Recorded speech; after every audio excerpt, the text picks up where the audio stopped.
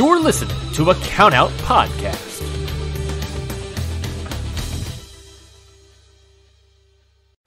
You're listening to a Countout Podcast.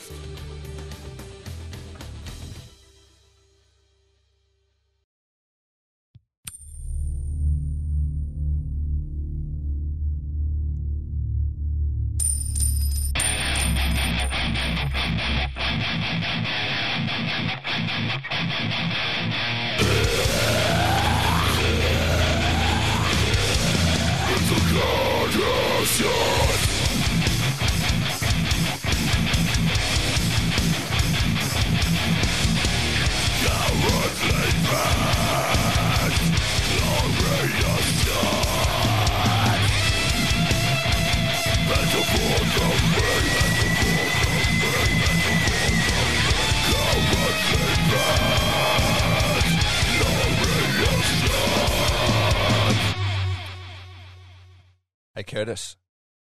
Yeah. Let me ask you something. Who Oh, please do. has glorious hair, an amazing figure, and should be the fucking AEW champion right now? Because it's my girlfriend and robbed. Robbed is what I say. Why can't we have nice things? That's what I want to know. Oh, just imagine how many great title defenses they would set up this year in the G1 if Hiroshi Tanahashi was the AEW interim champion. Defending it all the way through the G1 like a fucking boss. It would have been sick. I was like, it's the fucking interim championship. Who cares? Just do something cool. Put it on fucking Tanahashi. You've got 50 titles on TV. You'll be okay for a few weeks. And then you can fucking, you've got Miro just got that new, oh no, it wasn't even Miro that, spoilers anybody that hasn't watched AEW. But yeah, Park, you know, he's been wanting to win a title since the company started. Like, you know, showcase that a little bit. Just have like, oh my God, the ace of New Japan walked into this company and took the interim title. And then when CM Punk comes back, it's like, the only reason you got it is because I was fucking injured, man, and now it's you and me. But instead, now there's no value really even in Punk versus Tanahashi because it's like, well, Tanahashi's already lost, so what's it even matter? See, I think what we need to do is tell everyone that we're lucky. We're very lucky because we missed a week of recording. We didn't put out those bullshit takes of how Forbidden Door's build was garbage and the show wasn't what we wanted. We got to avoid all of that. We definitely didn't even nonsense. feel that for 1 second. And why would we? Because, not at you know, all. we were looking at the big picture. So, yeah.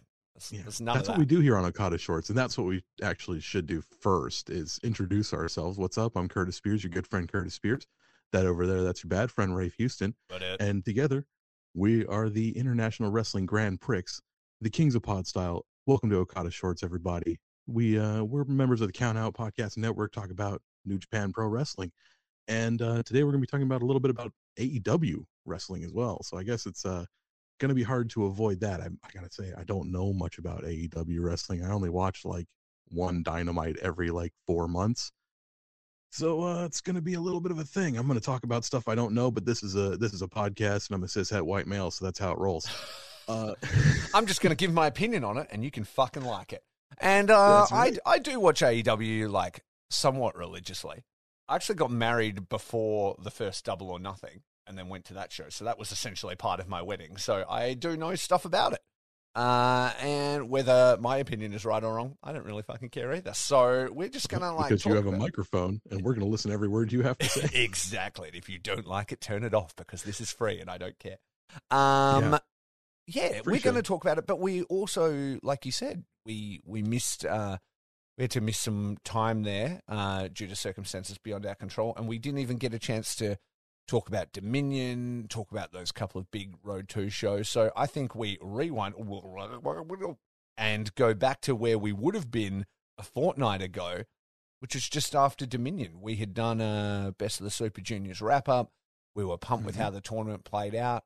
And then Dominion was an absolutely great show with a huge ending, man. How were you feeling about everything as it all came out in the wash? Are we going to say Dominion was a great show?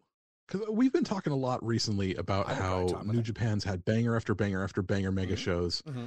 And the thing about it is, like, I don't know if Dominion really played into that. It had a great ending. You know? I But really enjoyed it. I felt like it was here for a good time, here for not for a long time, and had like a huge ending, which is sort of what I wanted. We'd been watching like a lot of New Japan. You know, they'd just run a huge tournament that ran for ages. It's a real big commitment from the fans to watch, you know, multiple things a week and keep on top of like that huge tournament. Then if you go into like a giant show that runs for ages where everybody's overstaying their welcome and things like that, like event fatigue becomes really real. Like AEW's previous was Double or Nothing their last pay-per-view before Forbidden Door? You won't know. Doesn't really matter. Whatever their one was, it went for fucking 6 hours or something. You know what I mean? It went so long, and I was like, I am so exhausted. So I can only imagine watching all that Best of the Super Juniors content, and it was like, you know, a lot of good stuff, but it is a lot to ask of your fan base. Then if you turn around and have like this big, long, epic show, I think it just feels exhausting. And so I kind of liked Dominion because it was to the point. I don't get that. I don't get that, man. Like, everyone's like, oh, these 4 or 5 hour wrestling shows, oh, that's a lot. Like, motherfucker, I go to work 10 hours a day, you know, plus an hour and a half commute. Like, I can handle 5 hours actually watching wrestling. I can't. No? I mean, I can, but it's like the big ones I want to really enjoy. And like, if you want to be on top of stuff and things like that, you kind of want to watch it when it's happened. In Australia, especially like American pay-per-views, we can't watch live. So then it's like social media blackout until the end of the day.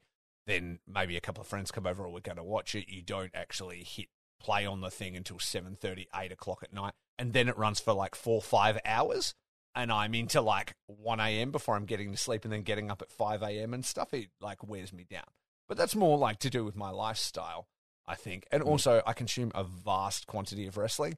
So I think my fatigue is like kind of redlining a little bit. But I'm a wrestling fucking podcaster, like who covers various sort of things and stuff. So I really appreciate, I feel like it's on the wrestling to make me want to enjoy it.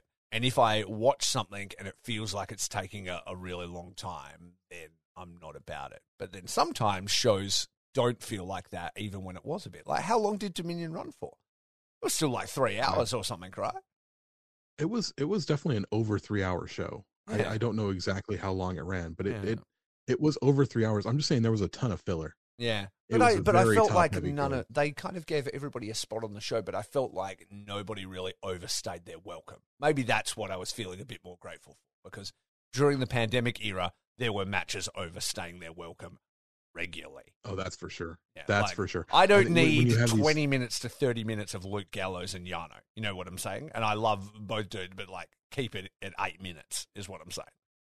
Yeah, that's true. Yeah, during the pandemic, oof, it was bad. They had, 5 match cards to a quarter full Currican Hall, and every match was going 25 minutes. It was just, that was a slog.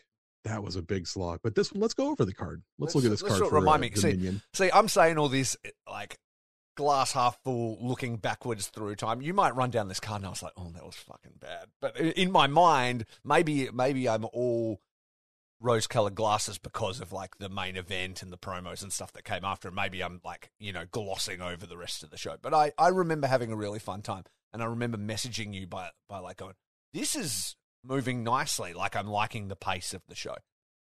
Oh, definitely. The matches, they weren't amazing, but they did not outstay their welcome. Yeah, that's the truth. That's what I want from my very wrestling. First match. That's right. Average and not overstaying their welcome. Speaking of average and not overstaying their welcome, Master Wato, to Taguchi and Tenzan get beaten in 10 minutes and 31 seconds by the United Empire, Hinare, Francesco Akira, and TJP. I missed that, remember? Because you were like, are you watching Dominion? I was like, didn't even know it had started. So I didn't actually see that match, so that helped. Yeah, that one was only 10 minutes and 31 seconds. Then we had LIJ, Hiromu, Naito, and Bushi. Naito on the second match of a Dominion card, weird.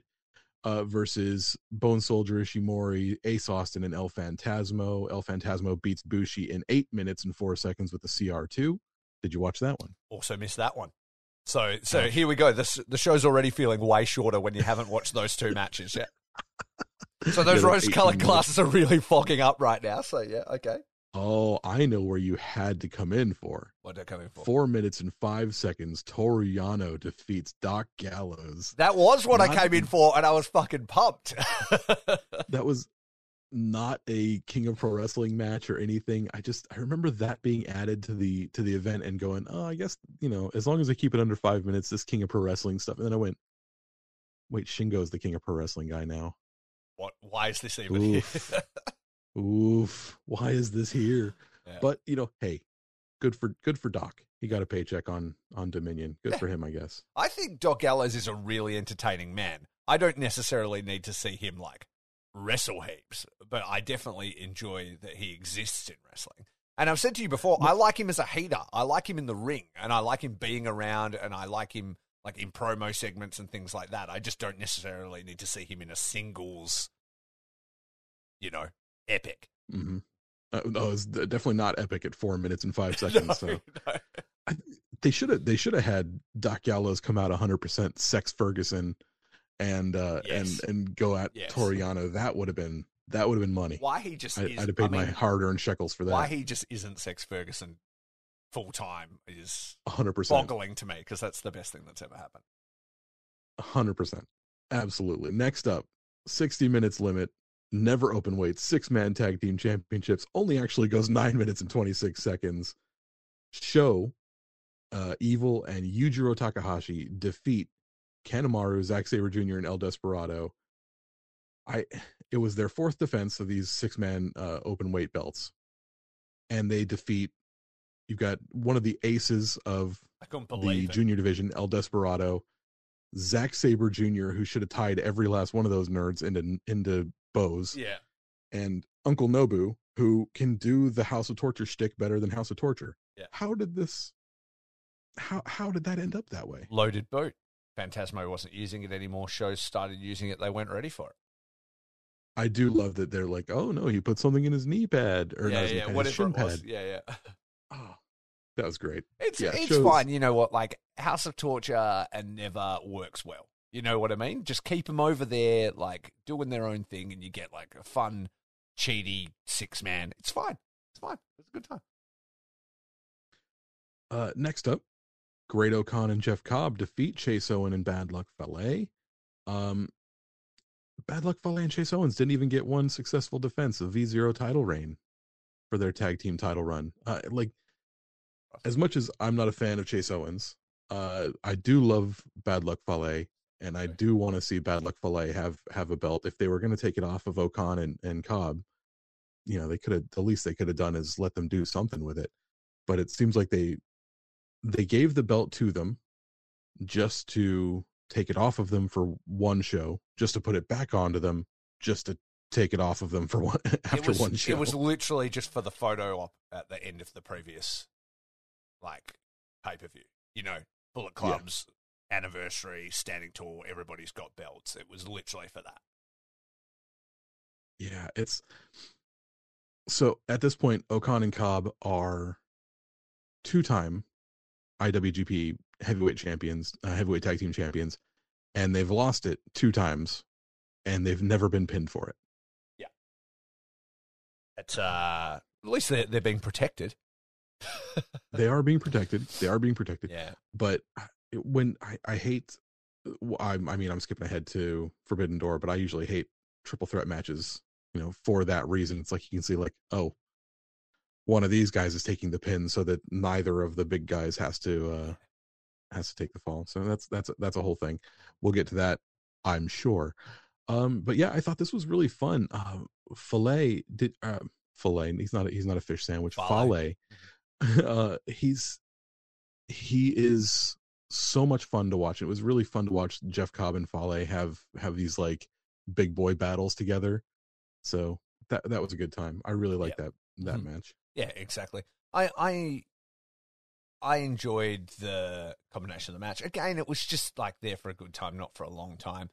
When they were booked to immediately face the United Empire again straight away, and it was like leading towards Forbidden Door and stuff. It was obvious what was going to happen. It was literally just it was what it was. But hey, it's another like stripe on the shoulder of the Bullet Club guys, and it's fine. Yeah, I do like having Fale like with a belt. He's such a general, he's such a leader for New Japan. It's nice to see him, get these rewards like his run with the IC belt, his run with his friend Chase for the tag team titles. That was it was a short reign, but it was meaningful to me as a fan of Bad Luck Fale. Exactly, and it's like you say, he does like a lot for New Japan, especially over here, like in Australia and in New Zealand. So, he deserves a pat on the back occasionally, I think. Definitely. And next up, 60-minute time limit AEW Interim Championship elimination match. This was kind of slapped together, wasn't it? Yeah, it sure was. Hiroki Goto gets defeated by Hiroshi Tanahashi in 12 minutes and 40 seconds with a high fly flow. Tanahashi moves on to face Jon Moxley at the Forbidden Door. So, we originally had Hiroshi Tanahashi versus CM Punk. CM Punk gets some sort of foot injury, I guess. Yeah. And now they're going, oh, well, now he has to face someone else before he can come and fight for the AEW title. It's like, yeah, but why? Yeah, it made no sense. I was like, sorry, what? I'm not upset about getting a Goto versus Tanahashi match. It was a good match. They always have fun, but there was no reason for it. We could have just had Tanahashi show up at Forbidden Door. It was a weird choice, but sometimes in wrestling you just need a reason to do. Yeah. It's like we're just going to do the thing, and that's it. But yeah, it didn't feel like. And also, that's the thing, right? It's one thing to go, okay, now you need to have a qualifier. But it's like, why would it even be Goto? Because Goto hadn't been doing anything either. It's not like him and Tanahashi are neck and neck in New Japan, It's just... It's just cause I thought it was a good match, though. I really enjoyed it. It's nice to see Goto pop off occasionally. Let's talk. I mean, we talked about the missed opportunity with Tanahashi being the AEW interim heavyweight champion. How about the missed opportunity of Hiroki Goto? I mean, the internet was up in arms about that. That was literally never going to happen. But but imagine that timeline where he upsets Tanahashi and then goes on to beat Jon Moxley and become the AEW champion. So on the other side, on the AEW side, they had a battle royal to see who would face Jon Moxley, and I think it was won by Kyle O'Reilly. Oh yeah, it was Kyle O'Reilly. Yeah, it was, and that was actually a really good. That was a really good match. But again, I didn't get it because like Kyle O'Reilly's like in a tag team and stuff. I was like, these are weird choices. Like nobody's really putting much respect on this belt. You know what I mean?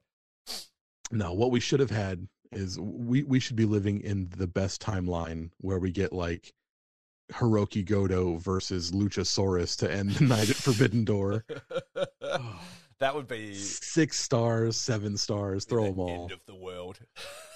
That flap of Hiroki the butterfly Goto just kills us all. Dustin Rhodes for the AEW interim title. Chupacabra Battle Royal. I would. He's seen Chupacabras. Yeah, he's seen them. He talks about them all the time. Somebody was like, "Could you stop tweeting about Chupacabras?" And he was like, "No, go fuck yourself." I mean, awesome. I've seen the picture. I've seen the picture that he tweeted out, and I can tell you, I know what that is. It wasn't a chupacabra. Huh? You can't fool me. That's a dog soldier. I've seen that movie. There you go. That's awesome. Have you ever seen Dustin Rhodes in real life? He is a very tall man. Oh, he's like 6'5", isn't he? Yeah. Like he was huge. Like we were lining up at something like Starcast or whatever in Vegas, and there's a very tall man behind us trying to get past, and we're like, okay, he's up, buddy. Let's move around and get you through here. Turn around, and it was a very tall Dustin Rhodes, and I was like, way bigger than I thought he'd be. Oh, they call him the Natural. Oh, naturally tall. Naturally very, very tall man. Yeah, exactly. And naturally bad at moving forward in lines, unfortunately. Yeah, unfortunately. It was pretty packed, though. It's not like he was being a dick. He was just trying to get past. You got to have like, that there is nowhere to go. Male. What's that? You got to have that Henry Rollins alpha male like energy to like get through the crowds. Or be Gotta like be Henry crafty Rollins. like Everybody my wife. should be I more let like her Henry lead the way. Rollins. I just like hold her hand and let her drag me through because she's real good at it.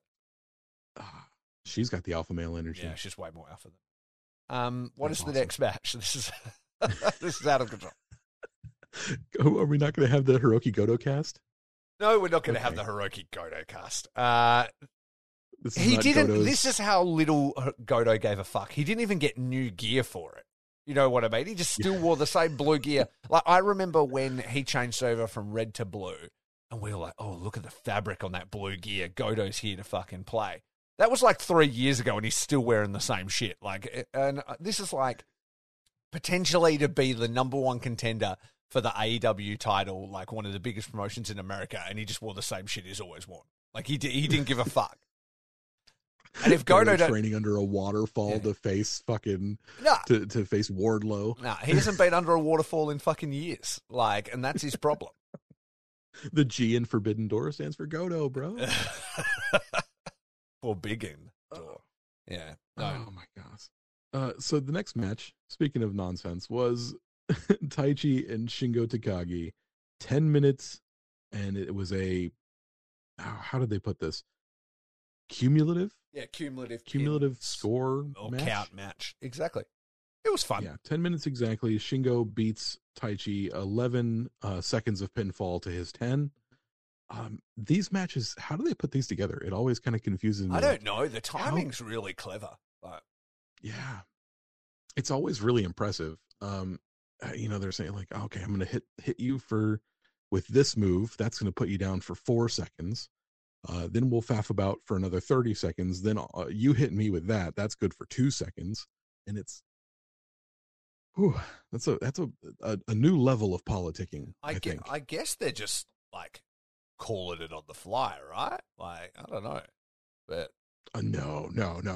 They can't possibly be calling that on the fly. Just on the fly. Like Taichi, he's down by 3 seconds with like 6 seconds left in the match, and he's got you down for 1. Then he rolls you up for 2, but time expires. They can't call that on the fly, dude. Like that had to be. Yeah. No, wait. We're kayfabe.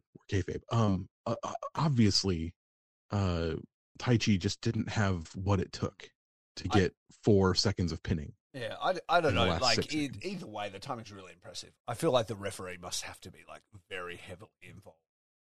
Oh, I'm sure of it. That's definitely something where the ref's got to be on the ball. Yeah, exactly. Like doing those counts, and really, he would almost be in charge in a sense. Like they're just like, we're gonna go, and you just distribute the counts as you see fit, like kind of thing. It's like, yeah, like I hadn't even really thought about how much the referee was important to these matches. Like the referee usually, you want to see him stick in the background of the match and kind of just add to that. But man, he's got to be on the fucking money, eh?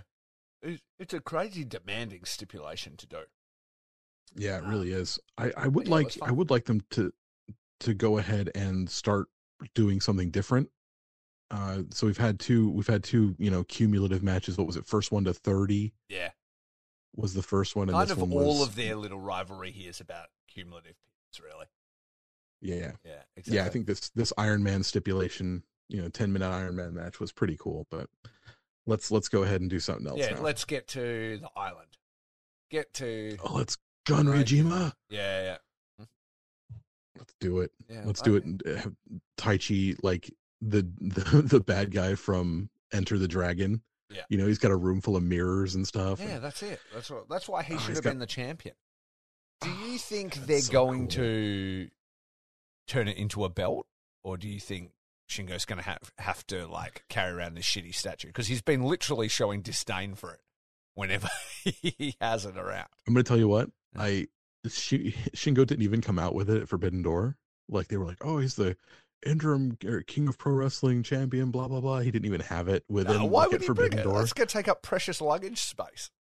I would go back and tell Bushiroad that it was lost. I'm like, oh, they must have thrown my fucking trophy. They must have thrown my fucking bags out over the Pacific Ocean somewhere. I'm sorry, the trophy's at the bottom of the ocean. They're You're like, just that's gonna have to come okay. up with We've something got better." more, and they just open a cupboard door backstage and just roll out like hundreds of We them. had 70 of them made. They were going to be for the staff Christmas party, like a most valuable team member and stuff like that. But then it became the KOPW thing, and we're just going to use them forever. Oh god! And you just see Shingo's heart just drops, and he's like, "God damn it!" He calls an audible in the ring and loses it on purpose. Like, I don't want to lose, but I don't want to carry this piece of shit. He's like, so the next match was a 60-minute time limit, never open weight championship match. Tama Tonga loses in his first defense against the Machine Gun Carl Anderson in 16 minutes and 27 seconds with the gun stun. This one was really good, really fun match. Break this down a little bit for me, because I'm not going to lie, I did need to go to McDonald's in the middle of this match to ensure that I had some food in my stomach before the main event, and so Tama had to pay the price. And I was going to go back and watch it, but I have not. You chose specifically not to ignore the KOPW match. It was too late. We were kind of already watching that and stuff, and then the hunger became very real. And Amy was like, "I need nuggets," and I was like, "Me too." And then I bailed out. Filet of fish sandwich or the never open weight belt match. I guess I know where your heart lies. I understand. I did not get a filet of fish, but that is a delicious sandwich. I think I went crazy and got like a double quarter pounder, like large meal, and we shared like 20 nuggets or something stupid. It was ridiculous. Hell yeah. Hell yeah. Hell yeah. So the match was basically built around like Carl Anderson and how he passed down the gun stun to Tama Tonga. And it was really like I've shown you everything you know, but I didn't show you everything I know match. Okay. Like the closing stretch was really just like reversing gun stun after reversing gun stun after reversing gun stun. But Anderson can go when he wants to, and babyface Tama Tonga is a lot of fun to watch. So I would have loved to have seen Tama win and carry the never open weight belt into the G1. Unfortunately, that did not happen. We get Carl Anderson, who is not even in the G1, as the never open weight champion. Kind of, I look at you quizzically. Any thoughts on that? It was a choice, but I don't think it's super necessary for like the never champion to be in it. Like, who cares? And I guess it definitely isn't over between those two. You know what I mean? It's almost like the first chapter of the story. And you can understand why they went that way, because Carl is returning to New Japan. He's got like a solid rep from his time before, former G1 finalist, all these things. So they need to bring him in with some heat, right? And what bigger heat than newly minted babyface champion just kind of goes down immediately. And it doesn't hurt Tama. If anything, he'd only just been elevated, and it just kind of continues his ascension sort of through the ranks. And unfortunately, he had to go down to his teacher, but then eventually he'll overcome his teacher. And yeah, it's just the story, Yeah, I think when you say it's not really important for the never open weight champion to be in the G1, like, I'm going to hit you back with this. It's supposed to be the best singles wrestlers that New Japan has to offer, and it's a single title. So, I mean, it should be. Then again, they probably want someone to represent New Japan on American TV while they're in the middle of the G1 and having your never open weight champion. The never title has been in America quite a bit. Jay's held it there, Ishii's had it there, that kind of stuff. And yeah, I was really surprised that Carl wasn't in G1. But I guess that kind of gives you the sort of thing. It's like the G1 was already announced. It's sort of, a given that these champions will be in there, but then somebody that wasn't available to be in the G1 or wasn't really with the company when all the selections were done, supposedly, or whatever, can then still come in and win it. And it just, keeps you on your toes a little bit. Because I personally felt like going into it, I was like, well, Tama's in the G1. He was announced like second or whatever after Okada. He's the never open weight champion. He will just still hold it. And then when Kyle wins, you're like a little bit more surprised because you're like, oh, okay, they swerved us. It was definitely a surprise. It was definitely, yeah. Once they announced that Anderson was not in the G1, I was like, oh, yeah, no problem then.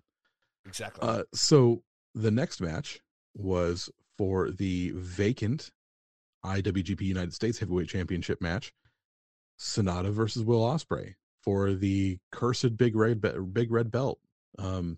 Sonata loses in 12 minutes and 48 seconds via Stormbreaker. Will Ospreay is your new United States Heavyweight Champion. No belt. The belt did not get received. Yeah, they're going back to doing the "you're not the real champion, I'm the real champion, I was never beaten" thing that they were just doing with Will and his world heavyweight belt. Yeah. Ooh. Why are they doing that again? I don't know.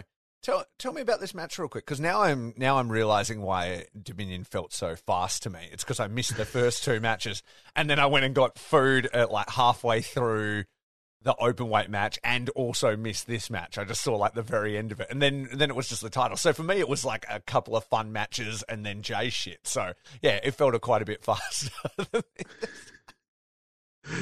Yeah, it's when you do it abridged like that. Yeah. Yeah. This abridged version was really the way to do it. Yeah. So I heard it was a good match. Great right? Tags at the beginning, and then all the cream at the end. Yeah, so exactly. Like I heard this was a good match. I honestly meant to. You obviously know why I am not up to date on this stuff, but like I had intended to go back and check this one out because I heard it was actually a really good match, and Sonata was showing like what we were starting to like in him before he got injured. Yeah, I think he was coming back, and he was coming back from injury. Like we said, he had a broken face. His beautiful face was scarred. How's it looking? Is it looking beautiful? No, it's fine. Oh. Yeah, he's a gorgeous man. But yeah, he comes back, and he's showing that fire. Will Ospreay, you broke my everything, and I'm gonna, take it to you. And he just could not get over the hump. This must have been the match that they were going to have originally after the New Japan Cup, and they're just kind of picking up the booking where it was left off, I guess. Plus, when you have Will Ospreay on AEW television quite often, it's good to have a champion on TV, especially with someone with the acumen and the flair of a Will Ospreay. You wouldn't have been watching like the Dynamites leading up to like Forbidden Door and stuff, but there was quite a lot of 6-man tag action, like Will Ospreay and Aussie Open versus AEW wrestlers, like usually like Rocky and Trent and Orange Cassidy and all those guys. But like Will Ospreay was over, man. Like him and the United Empire and AEW are like over, and some of the shit he was doing in those matches, like the crowd was going mental because, like, oh yeah, not many people can deliver like he can deliver in those situations. And then Aussie Open with him are just like as a trio, they're awesome as well. So that team was absolutely pumping, and I think sorry, you go.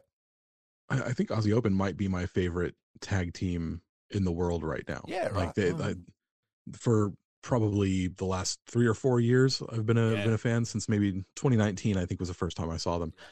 Great in every way. They kind of disappeared through pandemic, of course, but they're back now, and they're on fire, dude. I can't wait to see them in the World Tag League. Yeah, and I mean it's good to see them healthy again because I don't remember the exact timeline, but I know that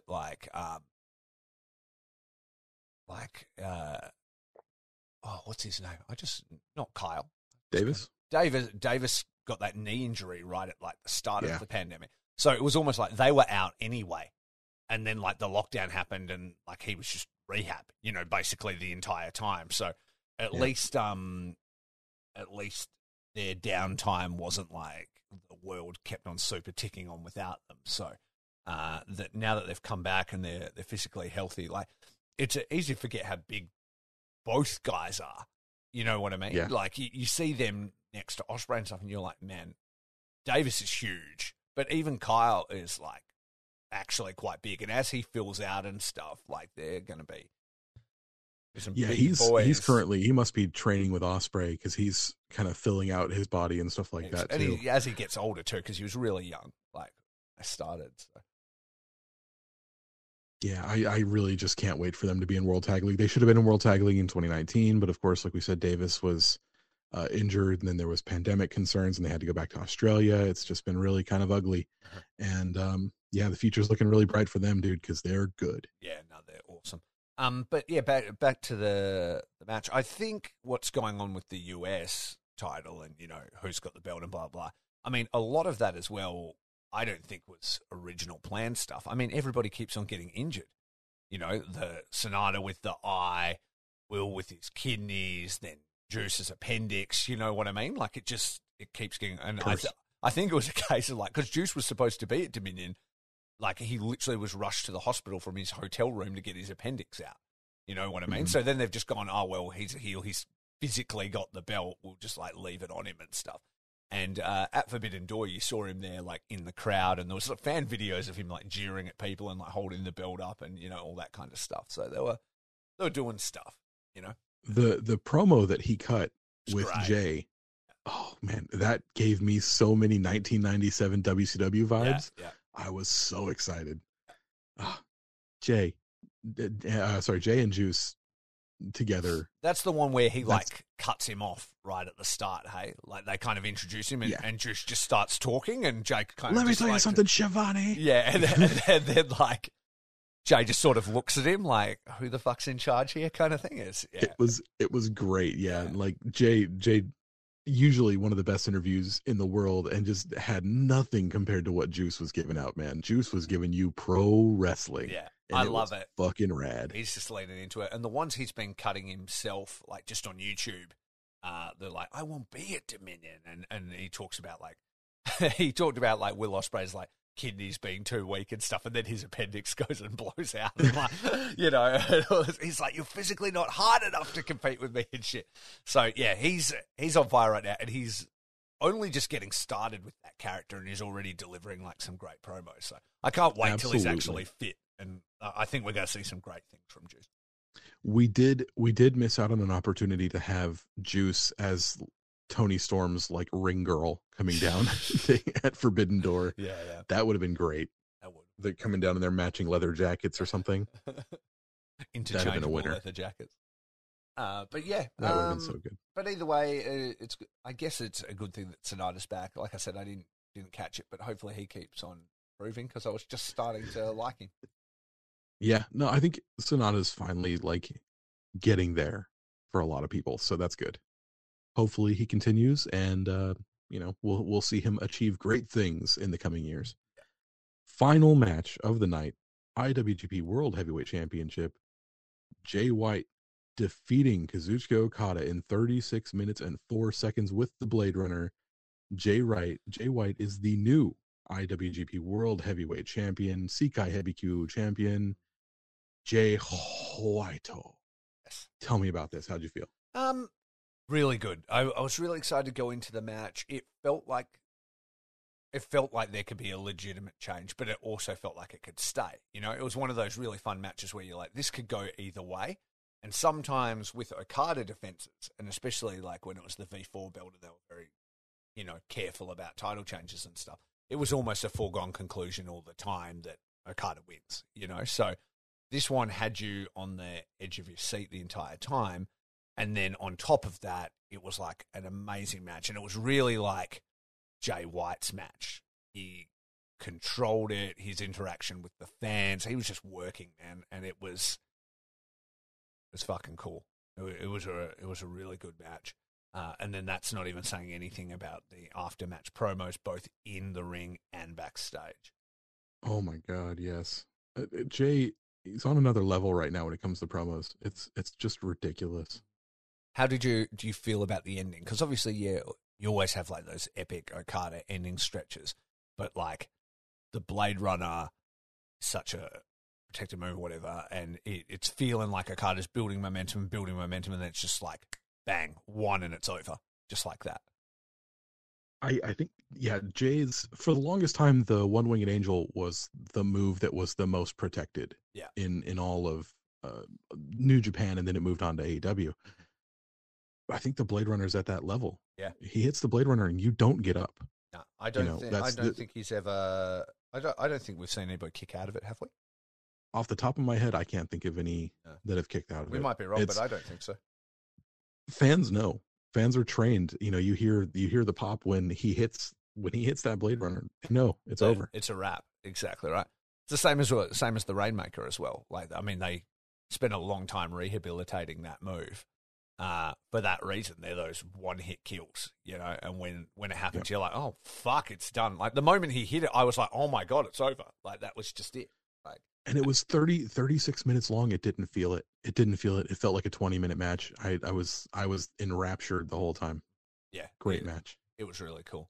Let me ask you this. So, Jay White main events, obviously, his Wrestle Kingdom main event against Ibushi was epic. And also had, some pretty epic promo moments after it in the loss. Do you think this was a better match than that? Because him and Ibushi was really special. Like, that was a really epic Wrestle Kingdom main event. Did you enjoy this more or that? I think that I really loved the Wrestle Kingdom match more. No, sorry. I loved this match more. But I love the Wrestle Kingdom promo afterwards.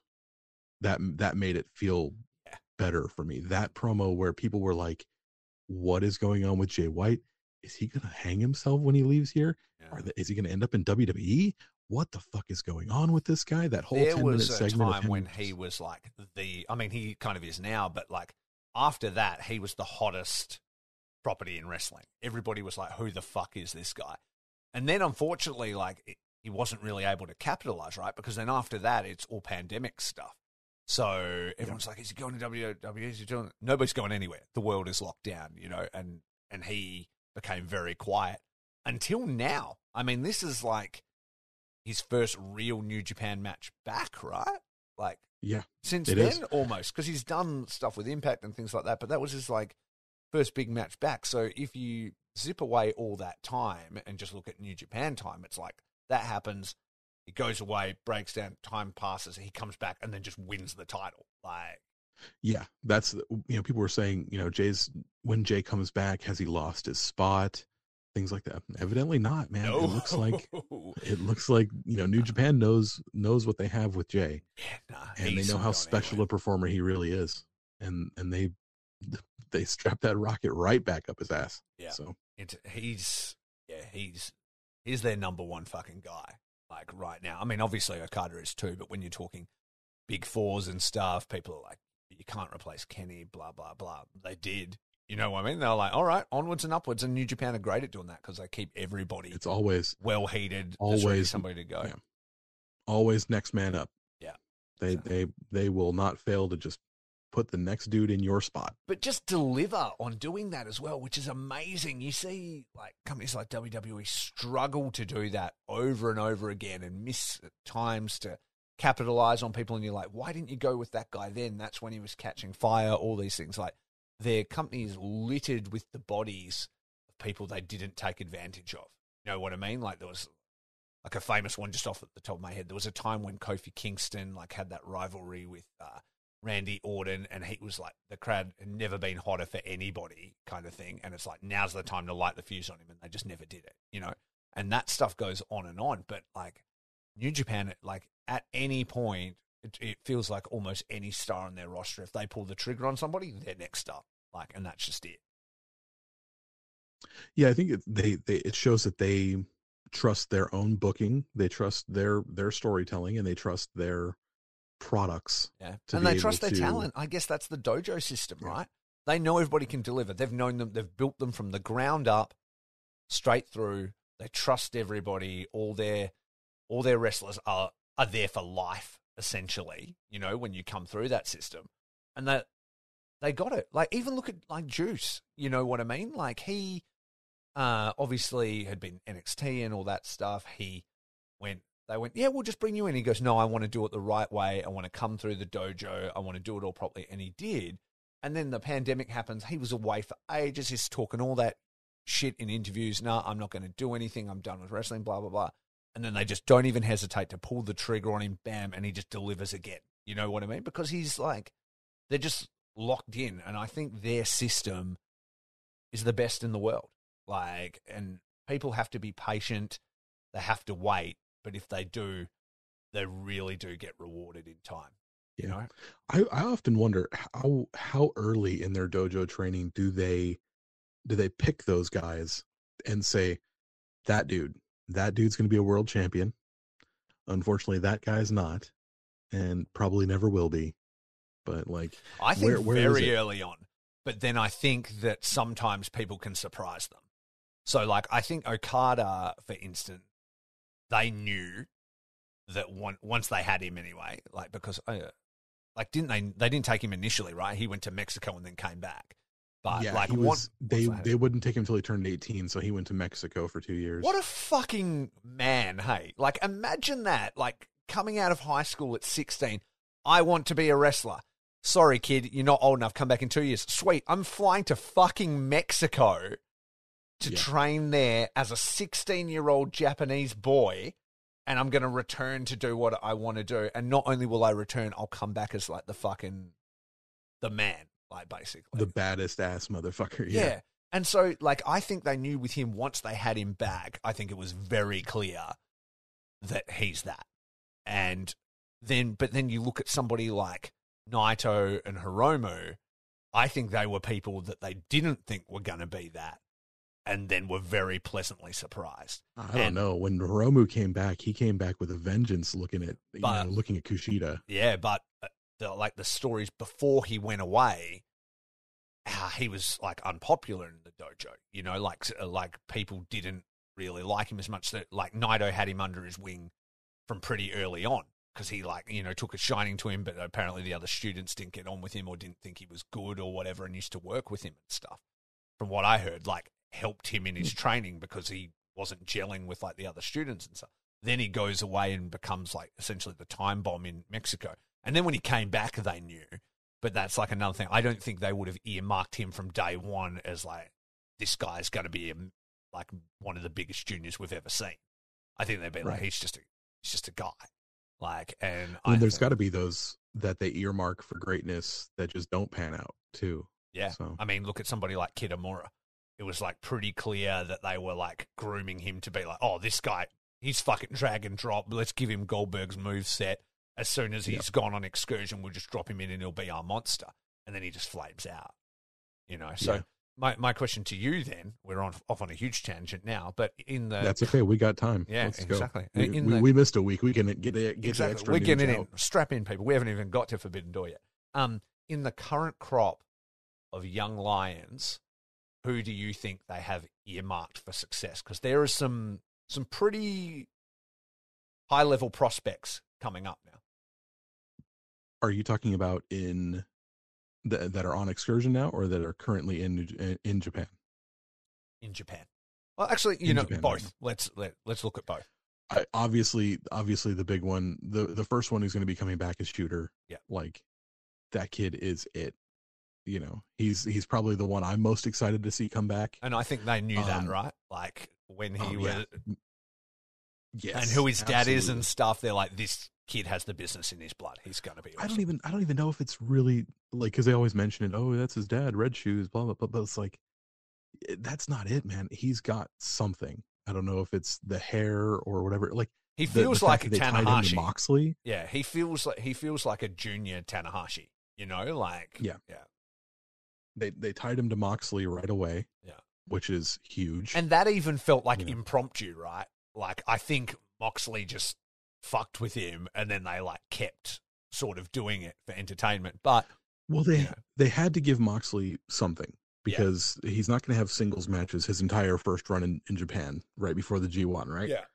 So they had to give him something. He wasn't going to join a stable because he's, this like loose cannon character and things like that. So they had to give him something, and that's what, like, Moxley comes in, he beats Juice in a really good match, wins the US title, and the next match they have him on is it's a match with a young lion, and I was like, that's like, a train versus a a dog or something, it's just going to run him over. Yeah. And then, he beats the absolute snot out of the kid, drags him around. This is my new boy. Look at he adopts him right there. Yeah.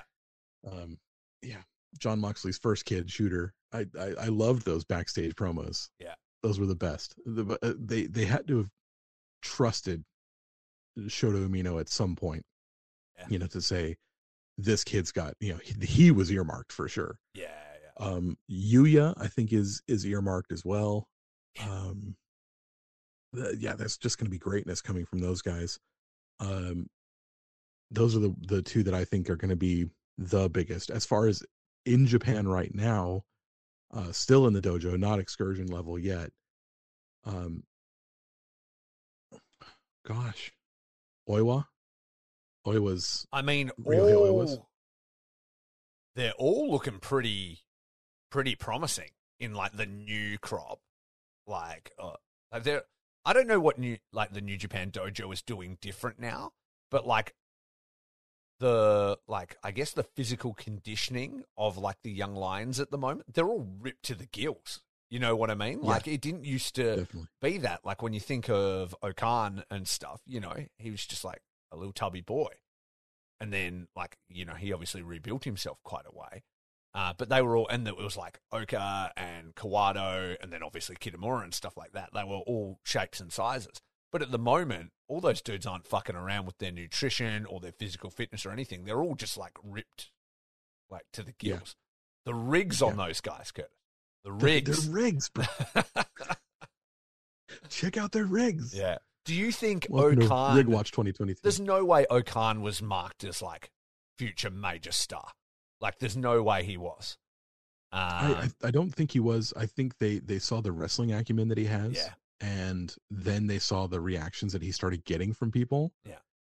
And I think so with his run that they had in Rev Pro, like he was in Rev Pro for what, 2.5 years, and did not suffer a loss. He was never beaten his entire run on excursion. Really? I didn't know he was undefeated in Rev Pro.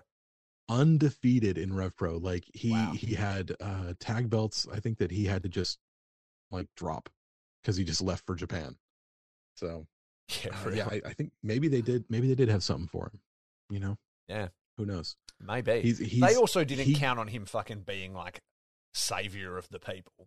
You know what I mean? Like crime fighter, like all the things. Big shooter. Party fucking boy. Like he just keeps being so surprising. So like, I don't know. He's a special talent. Like he really is.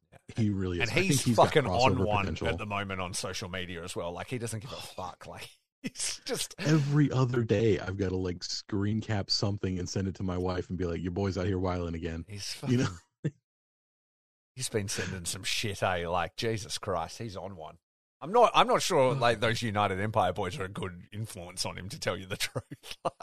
Or are they the best influence? Or is he a bad influence on them? We don't know. So he's a dark horse. Maybe he's the bad influence on everybody. But yeah. It just kind of screams of them just like taking him places and him just being about it, and them just being so entertained by him. Is what it seems like.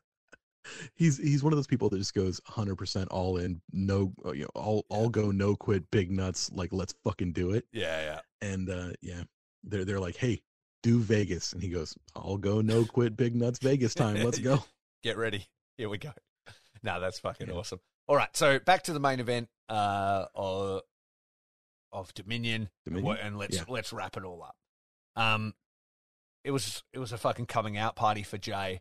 I think, as if he hadn't had enough already, and it cemented him as the number one spot in New Japan for the time being, and I think it's going to be a run, man.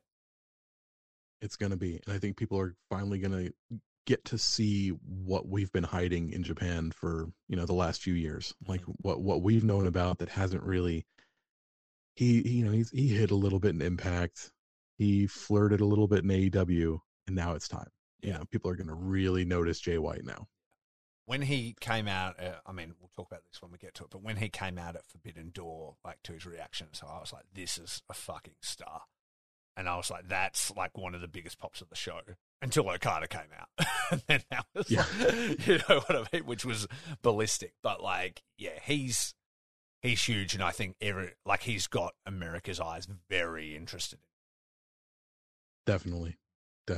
So, Dominion, altogether, good show. Shorts. I don't think it was on the level. It was shorts. Yeah. I don't think it was on the level of the shows we've had before. Nah, we were on a bit of a tear of some pretty amazing shows, and though it had a phenomenal main event, now that you break it down for me and run back all the matches, I was definitely looking with some rose-colored glasses. So though it was good, though it was short, it was just solid. I don't think it was we had some really amazing pay-per-views leading up to that. So we're gonna go to some New Japan Road shows leading up to Forbidden Door from there, because there were a couple of really good matches. We had a show on Monday the 20th from Korakuen Hall. We're going to go straight up to the 5th match, which was Clark Connors defeating Hanma in 11 minutes and 29 seconds in a qualifier first round for the new AEW All Atlantic Championship. The trophy kill, great move. The big slam from Big Clark. And the 4 people that they picked for this AEW All Atlantic Championship qualifier mini tournament, they had Hanma, Clark Connors, Big Tommy, and Uncle Nobu. Could they have done better for this qualifying tournament? I don't know. Everybody's kind of busy, and I don't think they terribly give a fuck about AEW's belts that they're not going to win. So I don't think they were really putting too much stock into it. I think they were all fun matches, though. And they're not going to put aside any of their own booking and stuff doing anything. So I'm glad that they again trust their people and shine on them where they had the opportunity. And look where that ended up as well.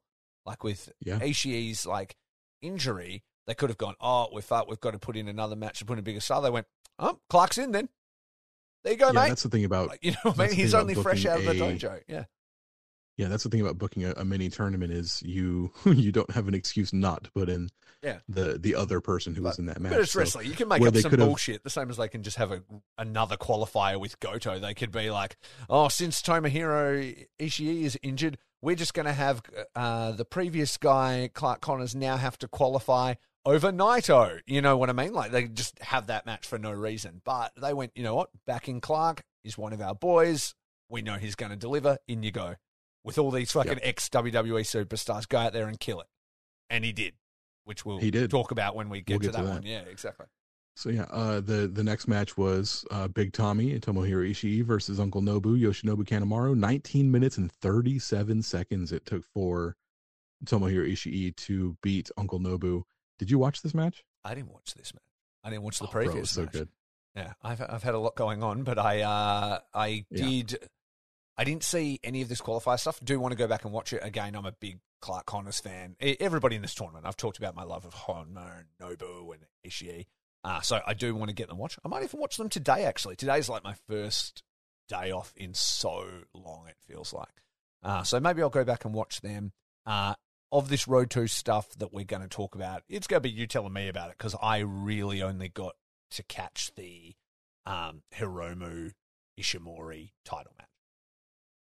Yeah, that was a very good one. We'll get to that one in a second. Yeah, the Tomohiro Ishii and Yoshinobu Kanemaru, 19 minutes of fucking awesomeness. I think Tommy is a great barrel of a baby face. He comes out, people know what you're gonna get, and Kanemaru can do fucking anything. I'm just convinced that he's the best hand that they have in the junior division. You have aces, you have stars. Kanemaru is the dude that you can call on to do anything. Yeah, he came out and they put on a fucking show. It was so much fun. Go back and watch that one. The next match, the 7th match of that day for the IWGP Junior Heavyweight Tag Team Championships, we had TJP and Francesco Akira beat Ryusuke Taguchi and Master Wato. They beat him in 24 minutes and 15 seconds with a finishing move called the Leaning Tower. It was good. It was fine. Tell me about this finishing move. I love tag team finishes. What's the go? It's one where one dude picks up a dude and the other dude kind of slams him down. It just looked like a thing to me. Oh, okay. I was hoping for something like, I mean, they were both incredibly talented, so I was hoping for something dynamic and exciting. No, I mean, it was fine. You seem really jacked on it. It was, wait, no, it was cool. It was the, I was thinking of the wrong move. So it was kind of like a devastation device, like the old, Legion of Doom finisher. What, on the shoulders. Got him up on the shoulders and the other dude came off, except he hit him with a cutter off of the shoulder. Yeah, that's fucking badass. I mean, as if a clothesline isn't dangerous enough. So what? TJP gets a dude on his shoulders, and then Akira cutters him comes from off the top rope with a cutter. That's badass, man. That's cool. Yeah, see, that's what I'm talking about. Awesome. It took a second. Because I was like, they just did like a GTR or something like that. Something a GTR, like fucking they just do Goto's fucking secondary finish. Yeah, it was pretty baller, dude. Like a really good finishing move. I think someone was saying that they really think that TJP and Francesco Akira give off like Motor City Machine Gun vibes, which is fucking huge. So, I mean, is that the level? Like just rapid fire sort of offense? It really felt like they were very smooth. I mean, we talk all the time very frequent tags, TJP is like very smooth. Yeah. They work really well together. I think they've still got time to develop. There's still areas where they could develop, but like you can see a really good little tag team going there. Yeah. And they are fresh blood in that junior tag division. And I really can't wait to see what they can do, especially if we can start getting in some junior tags from, or just lightweight tags from other divisions or other companies. It's going to be good times. Yeah. I really think they're onto a good thing pairing those two together. Just somebody as seasoned as TJP constantly working with Akira is going to desperately accelerate Akira's growth. And that's on the job training that's going to fucking make you real It's what happy. they've been trying to do with Wado over there with Taguchi, but it ain't really happening. Whereas, like, you're just going to see Akira just like be up to the standard that New Japan want him at very quickly. Definitely. So we're going to go the next day, the 21st, Tuesday the 21st, to the AEW All Atlantic Championship qualifier. Big Tomo defeats Clark Connors with a vertical drop brainbuster. I thought this was a pretty good match. Clark Connors he's not the biggest dude, but then again, neither is Ishii. He is, however, a very strong man, as is Ishii, and so this was it was a good big boy battle. I mean, they're both not big boys, but it was a good big boy battle. Unit battle. Lots of unit battle. That's a good way to put it. Lots of spears and throws and big clotheslines and that elusiveness from Connors, like I thought might actually carry the day for him. But then, vertical drop brainbuster will plant you down. Unfortunately, Big Tomo injured during the match. So instead of going off to see Big Tomo versus Miro, which, I got to admit that was shorts to me, just the thought of it. Yeah. Clark Connors gets put into the AEW 4-way All Atlantic Championship match. Yeah. And, boy showed out. I was stoked about it because I was like, what a great opportunity. Like every young lion works so hard, with so little, I guess, promise, like on the horizon. That's not the wrong way. That's the wrong way of saying it. I mean, like, no real time frame. Look at somebody like Michael Richards, like in the documentary with Lions Roar. He's been there for years grinding, and had like an opportunity and it didn't really work out and it put him back to square one and stuff like that. The level of work those guys need to do is amazing. And it is really nice to see the company back him in. Something, goes wrong and they just go, back in our dude. Let's put him in that situation. And if he delivers, then you've just built yourself another star. And I think that's exactly what they have done. And I felt like he was over, like in the match. And I think but I'm already talking about Forbidden Door. Let's talk about that when we come to it. But either way, I think he made the most out of that opportunity. Well, let's talk about that because we talked about how Michael Richards didn't put his best foot forward when he got his first shot at Japan, and that could be a killer. for a lot of dudes. And you know, I'm glad they did that documentary about it, because like without that, you know, I never would have considered myself a fan of the guy. It's like, oh, it's just that's Foley's trainee over in New Zealand. Like, you know, wasn't that impressive? You know, we'll see. You know, that sort of stuff like that. But like that one misstep, like you said, put him back at square one, and he took that shit seriously. Anybody with less mental toughness would have folded right there. And dude, it's the way of the warrior, man. Like if you look at samurai movies and karate movies and kung fu movies and all this kind of stuff, like it's about the journey, you know, of the warrior, and that's how New Japan look at it.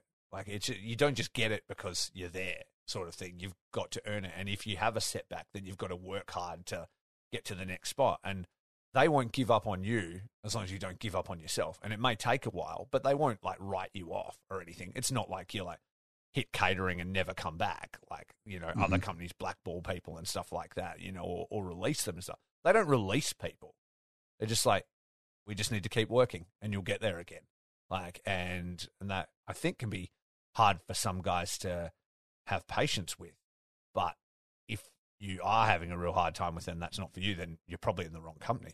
You need to know what you're signing up for before you get into it. But you'll have a job for life if it works, you know. Yep. And even if you have to step away for a while and join a different company, like you can come back, like they did with Carl Anderson. Yes. So like with open arms, it wasn't like, hey, we had a massive Wrestle Kingdom and then you, Doc, and Shinsuke and like AJ left and fucked us all over. You're now blackballed. They're like, go and, you know, get your best opportunity and please let us know if you need help. Like, and then come back in. Welcome with open arms. Put a title straight on him. You know what I mean? Because they know who he is. Like, and that's I think to be commended. So what I'm saying through this is maybe someday Devitt comes back. 100% I could see Devitt coming back. If he ever leaves WWE, you would see him work with New Japan again. He loves New Japan. Like you hear it in interviews and stuff where he talks about it. Like he loved his time.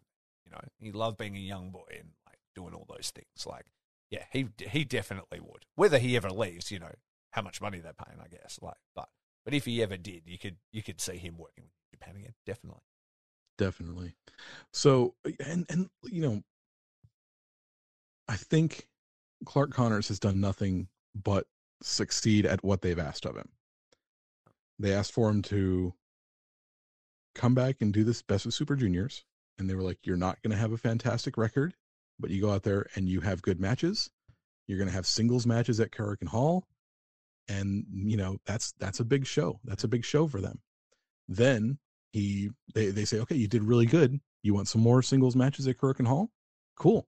You know, they're just Road 2 shows, but you know, you're getting tied to AEW. Yeah. Hey, you can wrestle some heavyweights. So, it'll be fun and get look at that ring experience in there with Honma, in there with Ishii. Like these are tried and true New Japan guys who have been there forever, who know the ways. They're putting him in spots where he's wrestling experienced guys now. You know, like you know, and there was probably no coincidence as well that one of his blocks when he was wrestling in Best of the Super Juniors was like against Nobu and stuff like that. Like put him with the stalwarts, the guys that are, you know, proven. And then, when that... See what you got. Yeah, exactly. And then when that opportunity comes back, they're like, you haven't dropped the ball yet, kid. Let's go. Yep. And he continues to not drop the ball. So we'll move on to the next match.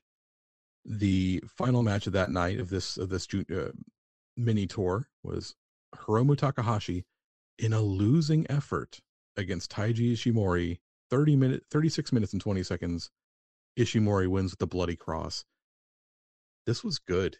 Like, I love these two. I think, you know, Ishimori, Best of Super Juniors, he really had his working boots on. When he beat Desperado for the title, he really had his working boots on. He's been showing out. Yeah, I think he's picking up. He's definitely picking up for me. His rehabilitation in my eyes is going pretty far. I'd like to see a little bit more, I don't know, character or viciousness out of him. a little bit, maybe, like having been a little bit more of a killer, but they've been good matches, man. Yeah, I think he sees that, we'll talk about it after this match, but he sees who's coming back. He sees who they have there, and he's like, if I'm going to be the champion, I've got to fucking show up, because Desperado and Hiromu are both, tried and true aces. A third ace is coming back.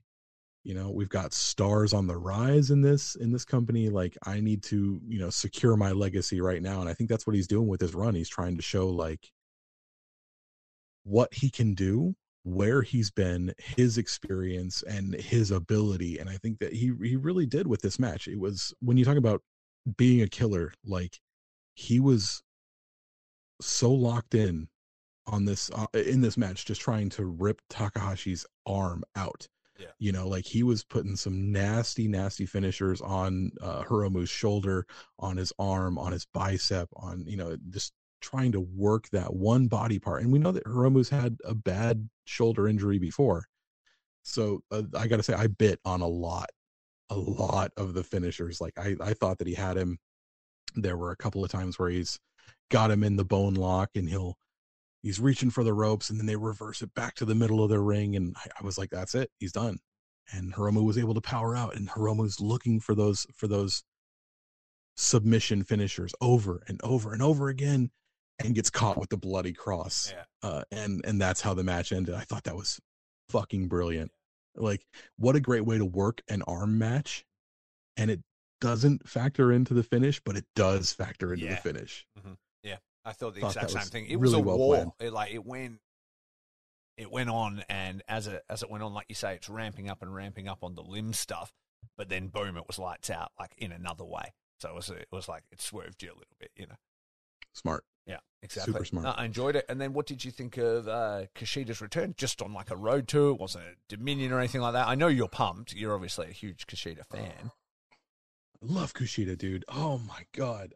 And speaking of someone who can collect arms, we're going to see Kushida come back. And I'm so excited. I'm so excited Kushida come home, dude. Yeah. Oh my God. I keep thinking about like, a take for this, and I don't have a take. My take is that fuck yeah, Kushida's back. Yeah. Like, that's all I got. I'm just so excited. I love the dude. And, a lot of people, oh, he came back as a baby face. That's boring. Oh, he came back as a junior. That's what. Shut the fuck up. Shut up. Be grateful. It's going to be great matches. Yeah. It's going to be great matches.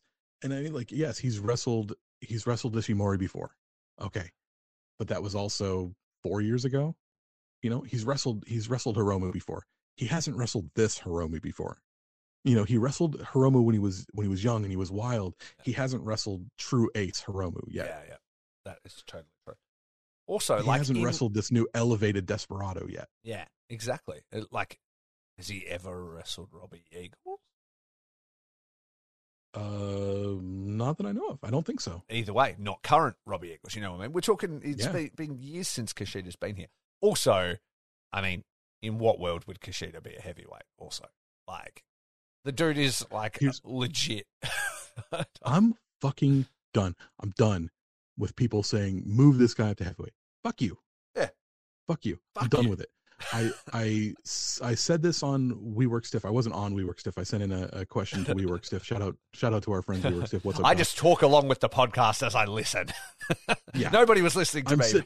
I'm sitting at work and I'm unloading boxes or whatever, and they're talking to me and I'm talking to them, but they don't know it. Yeah. They know it in their hearts. I said, what is with people wanting to just raid the junior division to find more heavyweights? Yeah. We have heavyweights. Mm-hmm. We have juniors. They're two separate divisions. Why does everyone want to fucking leave the junior division? And the junior division who is there right now? It is. Who is there that we can fucking be an ace and carry that division like Jushin Liger did in the 90s? Just be the man in that division and elevate the division rather than build your name and fucking leave it and jump up. Yeah. I understand why Shingo jumped up. He was never a fucking junior. Yeah. I understand why Will jumped up, because they saw dollar signs with him. Okay, cool. And also, I mean, where like he he did the work and physically he was always tall, you know, and then physically transformed his body. Like, that's always what it was going to be. I think the only guy for me that I see that with currently in the junior division, well, actually, there'd be two. I mean, El Phantasmo's obviously gone, so I'm not going to talk about him. But I would say I still see, and I'm not in a rush for this, but I could definitely see El Desperado taking a big run in heavyweight, and I would like to see it because I think he has the potential and the size and things like that too. And that's just me greedily wanting to see him with those guys. You know what I mean? Like, I want to see him wrestling Naito and wrestling Okada more and all that kind of stuff.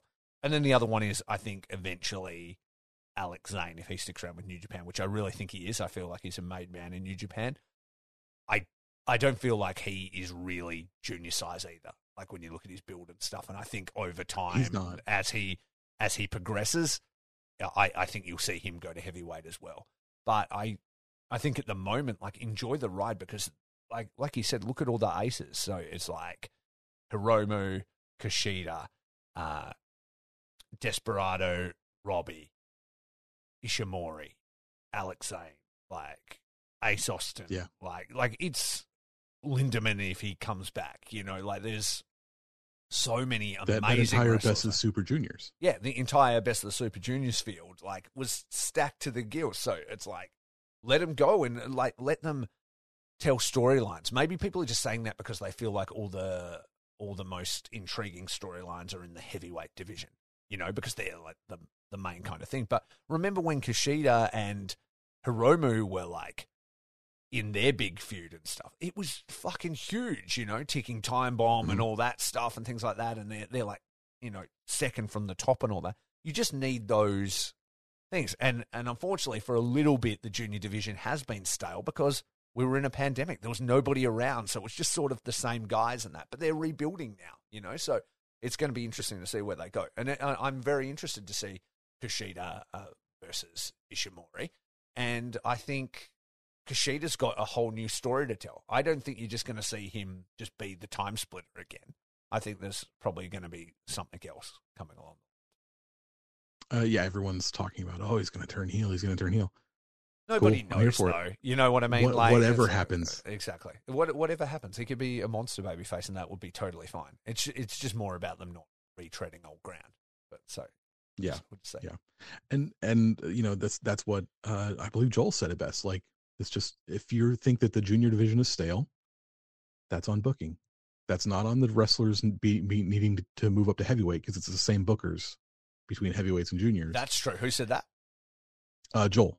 Oh, from Super J-Cast. Yeah, absolutely. Joel and Damon always have the best takes. They understand this company more than most, and he's 100% correct. That's kind of what I was getting at. Like, it's, yeah, and it's the same with anything. If you ever feel the heavyweight division style, if you think that the tag division sucks or anything like that, it's literally all booking, because it's not the wrestlers. The wrestlers prove over and over that they can go and they can deliver amazing matches in the ring, but it's up to them to book angles and conflicts that are interesting. Yeah, exactly. And now that you have those players in place, now that you have Robbie, now that you have Hiromu, now that you have Kushida back, now that you have elevated players, all you got to do is put the pieces in the right spot, and you're going to make money. Absolutely. And those elevated players who people want to see move to the heavyweight division, if they all work together, they could elevate the junior division to where they don't need to be heavyweights. Exactly. And that's what I want. That's what I want. And like, look at, they're already working on elevating the junior tag as well, because they've taken it off the fun team. They've put it on a working, rapid team. So what, like, do we now look at, like, that instantly gets me thinking, okay, what are some really cool junior tag options that we haven't looked at? Is it Alex Zane and El Lindemann? Like, they've been teaming together as Strong Hearts in Glee. I'm fucking excited about that. Let's do Strong Hearts, which is Alex Zane, Lindemann versus United Empire. Let's do LIJ, Hiromu and Bushi, like, together again. I always like it when they tag. They're all matching gear. It's fucking fresh to death. You've got is Kushida a member of Chaos? Could they could he team up with Yo? And okay, you've lost me. Bring something out of Yo. I was getting excited for a second, but maybe that is more exciting. It's better than seeing Yo on his own. I was like, yeah, and this, and you're like, and yo, and I'm like, oh, okay, yeah, I forgot. Oh, Zot. But you know what? Yo is a great fucking wrestler. He's just not doing anything. And all he is a white canvas at the moment. So maybe you take that blank piece of paper and you start to draw something on it. And maybe Kushida does that drawing, and maybe that becomes really interesting. So there's always things you can do. Shooter's coming back. Is Shooter going to be a junior, or is he going to be a heavyweight? I think he's 205 pounds, which is just over the junior limit. Okay, nice. So they might just start him as like a young heavyweight then. Yeah. Yeah, okay. I like that. But how about Ren Narita? Ren Narita's coming back soon. Exactly. What's that like motherfucker? Clark is doing way more stuff in Japan. Is he going to stick around? You know, is there a combination there? I hope so. I hope all these LA Dojo boys form their own stable, and we can see, you know, an LA Dojo team where you could have like Coughlin, and maybe someday we'll get Carl Fredericks back over in Japan and have them take a run at the. Is Coughlin in Japan right now, or is he going to be doing some Japan shows? That's really exciting. Speaking about a potential new heavyweight, like that could be cool. The first time we get to see like Coughlin versus Ishii, or, you know, Coughlin versus someone like Goto. Boy, let me tell you what, this is going to be something awesome. Strap in. No, that's awesome. All right then. Well, before we jump over into our Forbidden Door talk, should we quickly talk about our new sponsor? We should talk about our new sponsor. So yeah, new sponsor, Curtis, one that's familiar to me, one that supported the Faces and Feels podcast for quite some time. They heard about Okada shorts and just had to get involved with Okada shorts. How are you feeling about being part of the NordVPN family? I'm excited about it, man. Like, NordVPN is it's pretty cool. They were able to contact us and get us a neat little discount code so that we can help everybody else to secure themselves online, and also to unlock some pretty fun features. You and I were just talking about the Shout Factory streaming service, which we've been using to watch some Japanese tokusatsu, you know, Ultraman and Super Sentai and things like that they have on there that you can't find streaming anywhere else, only in America. Well, guess what? NordVPN, you get on there, you run your IP address through an American server. Boom, unlock new content for us to watch, new fresh faces and new fun stuff. That's not the only thing. It's also given us a level of security online, which is, as we all know, the biggest deal when it comes to your life online. Our lives are 100% online nowadays, and we just want to make sure that credit card numbers, IP addresses, things like that are secured every day.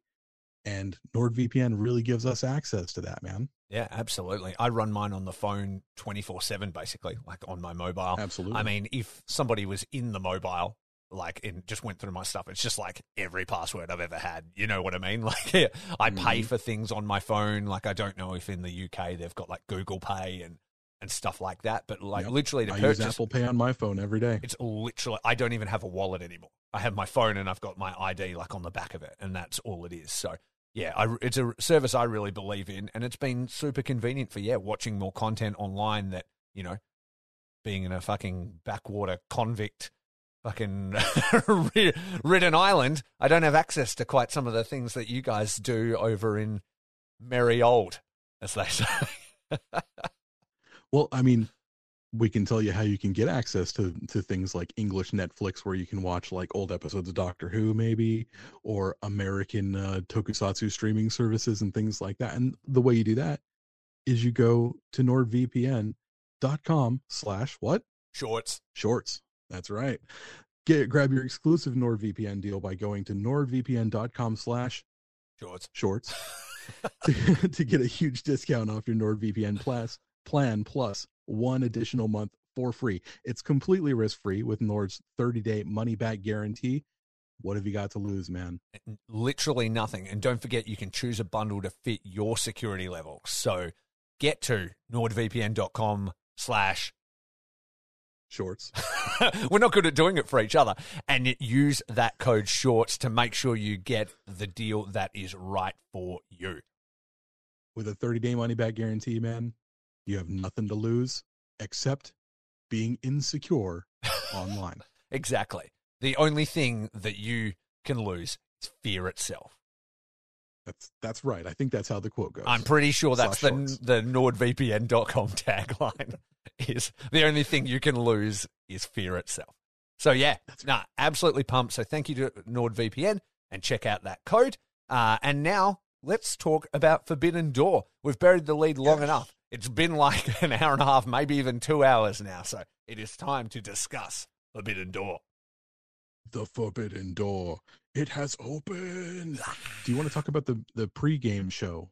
Oh, no, I didn't watch that. I didn't watch the buy-in. Oh, no, I didn't have time. What a start. I opened the show being like, I don't got 6 hours to watch wrestling all at once. So I do want to go back and watch it because I really want to see that match with Swerve and Lee versus Desperado and Nobu, but I just haven't had time. Seems like a mismatch, doesn't it? I know, but I saw a spot from it where like Swerve stomps Desperado to the outside of the ring and it looked killer. Yeah, looks really good. Mm-hmm. Keith Lee is just such a humongous individual. He is. That to put him up against two juniors seemed a bit like overkill. I don't know for sure. But that's always when he's at his best though, because he's like an awesome base and they just, fly around him and Flop. he's just, exactly. Yeah. He's you once said it best that if a company can't make money with Keith Lee, they don't deserve to make money. And no truer words have ever been spoken. He is a star. He is absolutely a star. So we'll go ahead and start with the first match of the day, which was Uncle Eddie and the boys, Eddie Kingston, Shooter, and Wheeler Yuta, Jon Moxley's two adopted children, versus Minoru Suzuki and the Jericho Appreciation Society, which is Chris Jericho and Sammy Guevara, with Tay Conti at ringside.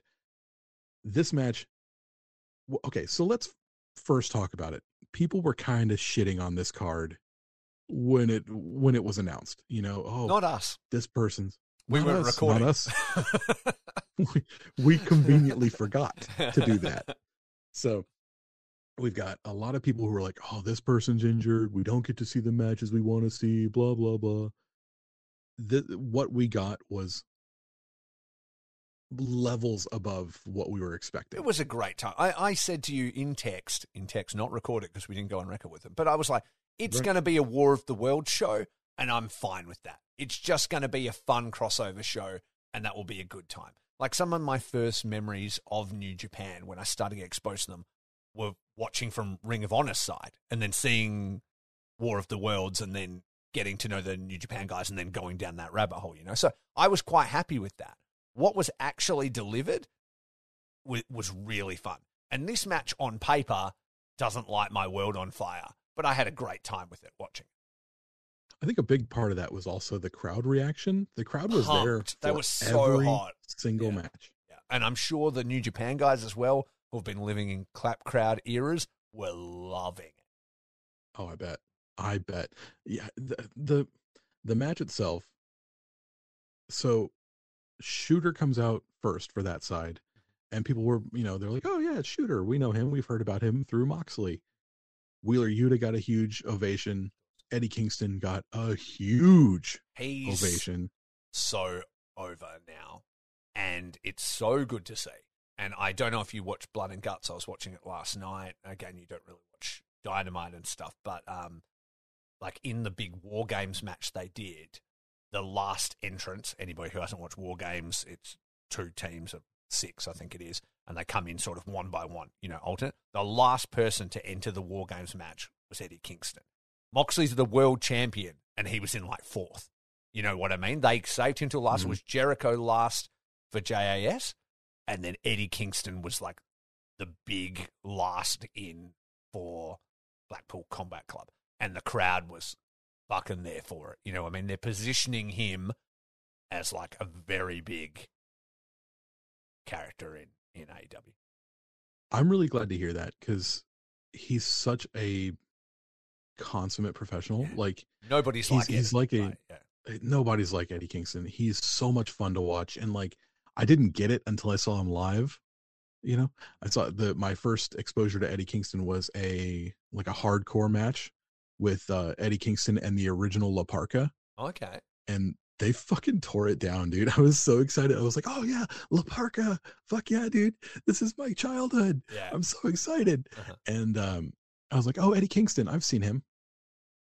Yeah. And like, I started getting to Eddie Kingston just through his promos. Like, I still haven't really gone back and done my diligence to make sure, like, I've caught all the, Eddie Kingston, Chris Hero rivalry and stuff that people talk about all the time. I really need to, like, this podcast is just me saying all the shit I need to watch because it's literally, that's how long the list is. And I barely ever have time to watch the stuff that's coming out now. But he's just a fired, like, you can go on YouTube and something and just watch Eddie Kingston promos. You know what I mean? The intensity and the realism of what he is crazy. I was listening to an episode of Talk Is Jericho this week. It was like the formation of the Jericho Appreciation Society. So the other guys from that faction, they were talking. And Eddie and Chris Jericho said that Eddie Kingston, to him, is nothing, like his promo style is nothing but red flags to him. You know, he's like, it's not the way it's done, but he's like, but for Eddie, it works. He's like, for me, none of that works. He breaks all the molds and just does whatever he wants, but he just lights the world on fire when he does it. You know, it's awesome. That's really cool. The Jericho Appreciation Society, that's like, when did that change from being the Inner Circle? So what happened was, it was I mean, this might be interesting to some of the listeners if they're a bit more New Japan focused and don't watch it. So what happened is they had started to sort of build a rivalry with Jericho and Eddie. Jericho's very good at, like, keeping his finger on the pulse, knowing who's hot, and then being involved with them. You know, like, because he knows they can keep him relevant and he can raise them. He's fucking maybe nobody better at that than him. So they started this rivalry, and Eddie was basically saying Chris is afraid of him, and Chris is saying, you can't win the big one. And if you could win the big one against me, I'll shake your hand, kind of thing. Like, that's what's going to happen. They have this match, and Jericho doesn't win. He loses clean to Eddie, but then he won't shake his hand and he leaves. And then that begins a little bit of a sort of fracture in the Inner Circle where Eddie says in a promo and stuff, like, to Santana and Ortiz, Proud and Powerful, this dude is holding you back. You guys shouldn't be fucking about with the Inner Circle. You guys should be tag team champions. I know what you're capable of, blah, blah, blah. And so that starts a little bit of a fracture in the Inner Circle. Meanwhile, Sammy's doing the TNT title stuff and everybody's sort of starting to fight, and he leaves. He's like, I don't want any part of it. And Jake is just sort of Jericho's silent hater, you know? So that begins that. And then there was some injuries where Jericho got sick overseas and then Eddie got injured. So it kind of got put off. But what eventually ends up happening is a match where they're fighting. Eddie's been sort of fighting with 2.0 and Daniel Garcia, and then they're kind of still beefing even though they're allied. So Jericho's like, I don't like your friend, but okay. Anyway, 2.0 and Daniel Garcia attack the ring. Everybody thinks they're coming to attack everybody and stuff, but in the end, they join Jericho and turn on all his guys. You know what I mean? So then everyone's like, holy fuck, Jericho set this whole thing up. Like, they thought they were, like, running in to attack everybody and that, like, you know, those guys would all be fighting back to back, but in reality, it's Jericho's move. And he's pulled the trigger on his own faction and on Kingston. So then that casts Proud and Powerful and Kingston out, and then he's got a whole new faction, and then they rebrand themselves as the Jericho Appreciation Society. Because I gotta say, it seems like a little bit of a step down from Proud and Powerful and Sammy Guevara, although Sammy Guevara's rejoined with Jericho now, right? Yeah. Well, now he did later, but that's also part of his logic, because he's like, it's the Jericho Appreciation Society, because he was like, everybody in a circle was too big. He wanted to rebuild a faction in his image where he is the figurehead and everybody worships him. You know what I mean? So It was like, those guys are too good. I need new minions. So he clears house. Jake was never a problem because he's been with him since day one. But like Proud and Powerful have got this other friend and they're wanting to be tag champions. They're wanting to do this stuff and they're not just like being his shit kickers, you know? And then Sammy wanted to be TNT champion, so he just cleans house and gets a whole new squad. But then eventually Sammy rejoins when he kind of, you know, loses the TNT title and he's a loser. But goes yeah, heel again. Yeah, but that was the thought, and then I think it was, again, something from a promo that Eddie Kingston had said where he was talking about down the street where you guys are sports entertainers or whatever. And so that's where Jericho started to lean into that. He's like, oh, the term sports entertainer has like heat with our fan base. That's what we're going to be. Like, I'm better than a wrestler. You guys are just all wrestlers. Don't you realize I've been to the big show? I'm a sports entertainer. And then there was this hilarious promo where they kind of reveal what the Jericho Appreciation Society is, and Jericho saying all that stuff. And Daniel Garcia grabs the mic off him, and he's like known as a restless wrestler, and he's like, I'm going to stop you right there. He goes, because if you're a sports entertainer, and then he changes like, and he looks at like the other camera, like hell 90s, like WWE, he's like, then I'm a sports entertainer too. Like, it was so fun. And then I know. Yes. And then he like starts wearing Kangols and shit. It's really funny. It is funny. The like little details and stuff they're doing. I've enjoyed it. And their like matching costumes are so fucking cheesy. They did the in that Anarchy in the Arena match, they had like matching Backstreet Boys white shit. And at Blood and Guts, they came out in matching red fedoras, matching mesh red tank tops and like red leather pants. It's so fucking bad, but that's what makes it absolutely amazing. Like it just cracks me up. Oh my god. Yeah, he's out of control. He's fucking on one at the moment, is Jericho. So, and he's smart because he just knows how to keep himself relevant. Like, is he the fucking, you know, a New Japan Okada Jay White level worker these days? No, but he's kept himself in great condition. He's always delivering great promos, and he's just always keeping things entertaining. He knows when shit gets stale, and that's what he was like. Inner Circle was done. People were starting to get tired of it. Time to flip it. You know, we've done it for 2 years. Jump it again, you know? Yeah, I can completely understand that. Like, Jericho's always been known for reinventing himself. So I guess if you want to reinvent yourself with Sammy Guevara, Red Death, Daniel Garcia, and a bunch of mooks, then yeah, sure, go for it. Yeah. Well, it seems like a step down. Even the mooks, though, like, well, they definitely are. But that also helps elevate Proud and Powerful, because then they've got somebody to fight, and they're not just Jericho's minions, you know. And those two guys, the story with 2.0 is that they were in NXT. They're friends of Kevin Owens because they're also, you know, Montreal guys. And when they got released, you know, with all the fucking big WWE culling, they didn't even really get going there. Kevin Owens called Jericho. It's like, do you mind meeting with my friends and just talking to them? You might be able to help them or whatever, you know? And then so he had them on his show, just on his podcast, to help promote them. And then he really liked them, like, as dudes. He's like, these guys they're good guys. They get it. And then he called Tony Khan after they left. And he's like, oh, I've already booked them. They're going to be on like tomorrow. And he's like, they didn't even fucking mention it to me. And then when he goes, I didn't even plan for like Daniel Garcia and 2.0 and stuff to be a part of it, but they were naturally like the bad guys for Eddie Kingston. And so he's like, these are the fucking guys. They're right there, you know? And also Daniel Bryan had fucking cut promo saying that, like, in the Blackpool Combat Club, we want to get young guys, you know? We want Wheeler Yuta. We want Daniel Garcia. And he's like, and then I fucking also take Daniel Garcia away from him. You know what I mean? And I take it away from the fans because people want that. Everybody wants Daniel Garcia and Daniel Bryan to be together. They fit. And he's like, no, now he's a sports entertainer, you know? And that's heat as well. So, yeah, it's a really interesting podcast. I mean, I just told you the entire fucking podcast episode, basically. But on Talk It's Jericho, the formation of the Jericho Appreciation Society episode has got all those guys on it, the whole squad talking about it. It's really interesting. Right on. Yeah, but I gave you a summation anyway here on the Jericho cast. So anyway, that was a really fun match. It was a really fun match, and I think the coolest part is how Shooter was able to kind of win over the crowd. He was great, wasn't he? Yeah, he was pumping it. He wasn't really doing a lot in the first half of the match, but towards the second half, when he was, you know, taking kicks to the face and still holding on to his Boston Crab, or you know, taking stiff shots from the King Minoru Suzuki, and can we say like 17,000 people or whatever it was, 16.5 all screaming Kaze ni Nare at the same time. Yeah. That was hot. a moment. It's hot. That was super good.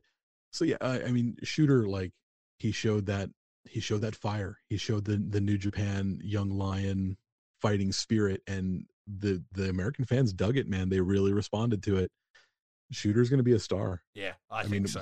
They know who he is. That's super hot take, right? Shooter's going to be a star. Well, like we all know that, but like, damn, dude, that was the first time seeing. Like, I've seen Shooter in person in smaller places, like over here in Rev Pro and stuff like that, and he comes across like a really like good wrestler. He's got a lot of personalities. Like, I've never seen that before. That was a fucking star. Yeah. You know, have you seen him live? Have you? Yeah, I saw him, and I saw him and Michael Oku, who is someone who I'm a big fan of over here. And I saw, who else did I see Shooter with? Shooter and Tsuji versus somebody, I don't remember. Which was really cool seeing Shooter and Tsuji together. I really like those two. Yeah, are they a fun tag? Yeah, I didn't really see how it fit. Shooter comes out and he's doing like a modern sort of Tanahashi thing, and Tsuji comes out and he's doing like a very like almost like a Goto thing where it's like a proud warrior and stuff. So they didn't really have a mesh. They were definitely two characters put together. Yeah, but you could tell that they were really relishing being together as two young lions that had a shared experience. So that was pretty cool. Absolutely, they're the same class. So is that what Tsuji's doing? He's like a warrior. Yeah, like a modern. He comes out with like samurai robes and stuff like that. It's very cool. Yeah, okay, that's sweet. I wanted to buy a Tsuji shirt, but the only shirt they have is, it looks like Hiromu drew Tsuji. Like, it's a very badly drawn Yoda Tsuji. And sometimes New Japan turns out some merch where you're like, brother, what are you fucking doing? What is this? What is this? Trash. Exactly. Yo, I'm looking at you. I did not dig it. Yeah. Nah. Oh, well, there'll be merch down the line. What do you think, we're all about side tangents today. What do you think Tsuji's upside is when he returns? He's, okay, so for Tsuji, he's a lot of fun in the ring, as in like he's all go, no quit, big nuts, Yoda Tsuji, jumping around. Like, he's a big dude. Yeah, he's huge. But he's not fighting like a big dude. Like, he can throw you and he can strike and stuff like that, but he's like going fast, jumping high, big body, big flying body presses and stuff like that. And I think he just wrestles different to how you would see him wrestle. Okay. In your head, and I really like that. Also, he's got a very, like, I could see Yoda Tsuji being the dude at the end of the bar. He's got his beer, and a fight breaks out, and Tsuji's just like, I don't give a shit who started it. I don't care why. I'm gonna stand up and whoop somebody's ass. Yeah. Cool. And I love that. He's got that sort of like, that he's just got badass written on his face, like, ooh, a tussle. What that kind of guy. What faction do you for him? LIJ. Yeah, 100%. That's cool. I see. So I'm gonna say Tsuji, I see in LIJ. Yuya Uemura, I see as Hantai.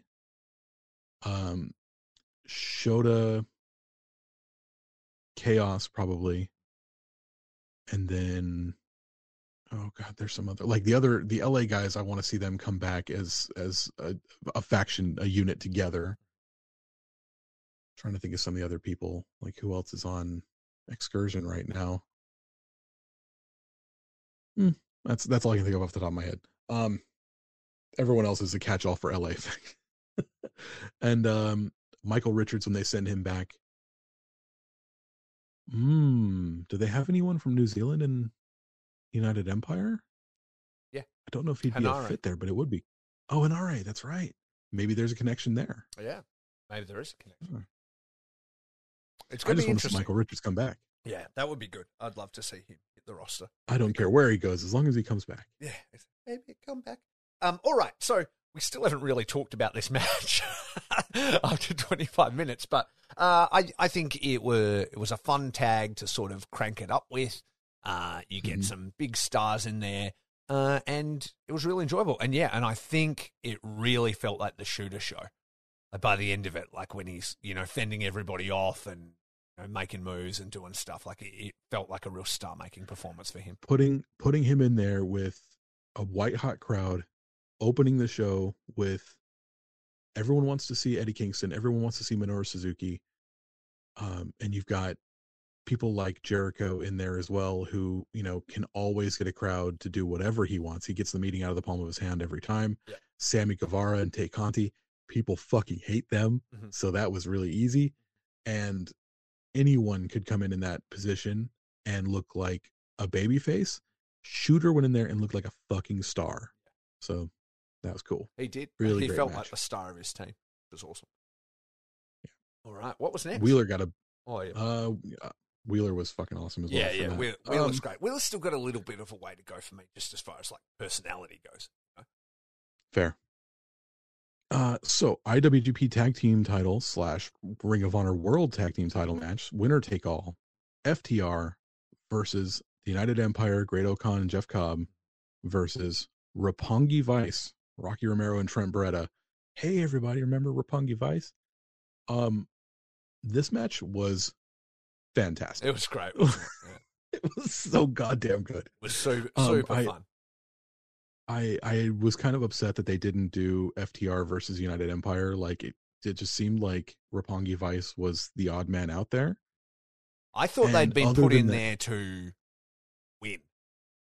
Like I thought, because they're like the team that straddles that line. I'm like, they could just be the upset team here and take both belts and then sort of defend them individually against either. And I was like, maybe they'll do that. Rocky's got a lot of sway, blah blah blah. They all love Trent. But I like that they did it, and I didn't even realize how much I liked it until this week on Dynamite.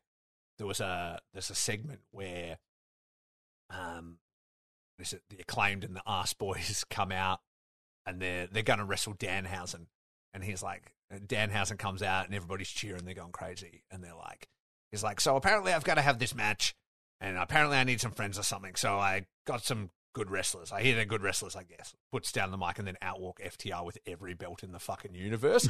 And the look on the faces of the Acclaimed and like the guns and shit like that, they thought they'd seen a fucking ghost. They were so scared. Like just like Cash and that walk out. And I was like, is there a bigger babyface tag team in the world right now than FTR?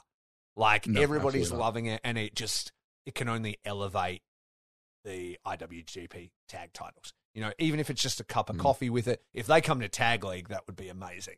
But just them having it is just awesome, and then they will eventually pass it on to somebody else, and they will get a huge rub from it. So, yeah, I think it's good. And I don't think that the United Empire, like you said, got defeated. So, Again, the United Empire, 2-time IWGP Tag Team Champions, 2 times they've lost it in triple threat matches, 2 times they've not been pinned. Yeah, exactly. Technically undefeated, like as far as that goes. So they're being taken care of, Yeah, I think, they did a very old school style, like Dax Harwood gets hurt and he's injured and he comes back to finish the match. It was great. It was great.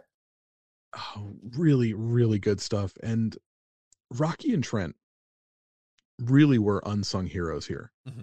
Not only were they taking huge moves from O'Khan and Cobb, they were playing spoiler a lot for FTR, which was just the crowd was hungry for FTR to win. Yeah. So that was really cool to watch Rocky and Trent kind of, they weren't heels, but you could tell that they were just heating the crowd up for FTR to finally overcome. It was really good. Yeah. And it's easy to forget as well after so long. Like Roppongi Vice were a really good tag team. Like I remember like one of the first Wrestle Kingdoms I saw. It happened a couple of years in a row, didn't it? Roppongi Vice versus Young Bucks. Those junior tag title matches that would open the Wrestle Kingdoms. And there'd be fire every time, Trent's been injured and Rocky's been doing stuff and things like that. Like, they're both great wrestlers. And so putting them in there is not a bad idea because they're gonna deliver. Like, they just are. And so whether you're excited about them because may not seem as relevant and stuff because they haven't been active in that. They're only going to enhance the match in a stipulation, like you said, 3-way teams. Like, look at United Empire, Bullet Club, and, Goto and Yoshihashi. It wasn't this, and it's because of the working parts in the match. Do you want to take a second to throw some flowers at Rocky Romero for all he's given us over the years and all he continues to do for us as someone backstage with New Japan, someone in front of the camera with New Japan, someone in the ring with New Japan. Thank you, Rocky. Yeah. Thank you for everything you do. He just does whatever's needed for that company. It's really impressive. Like, he flew to Dominion just to, like, get beat down after a match for, like, 10 seconds, basically.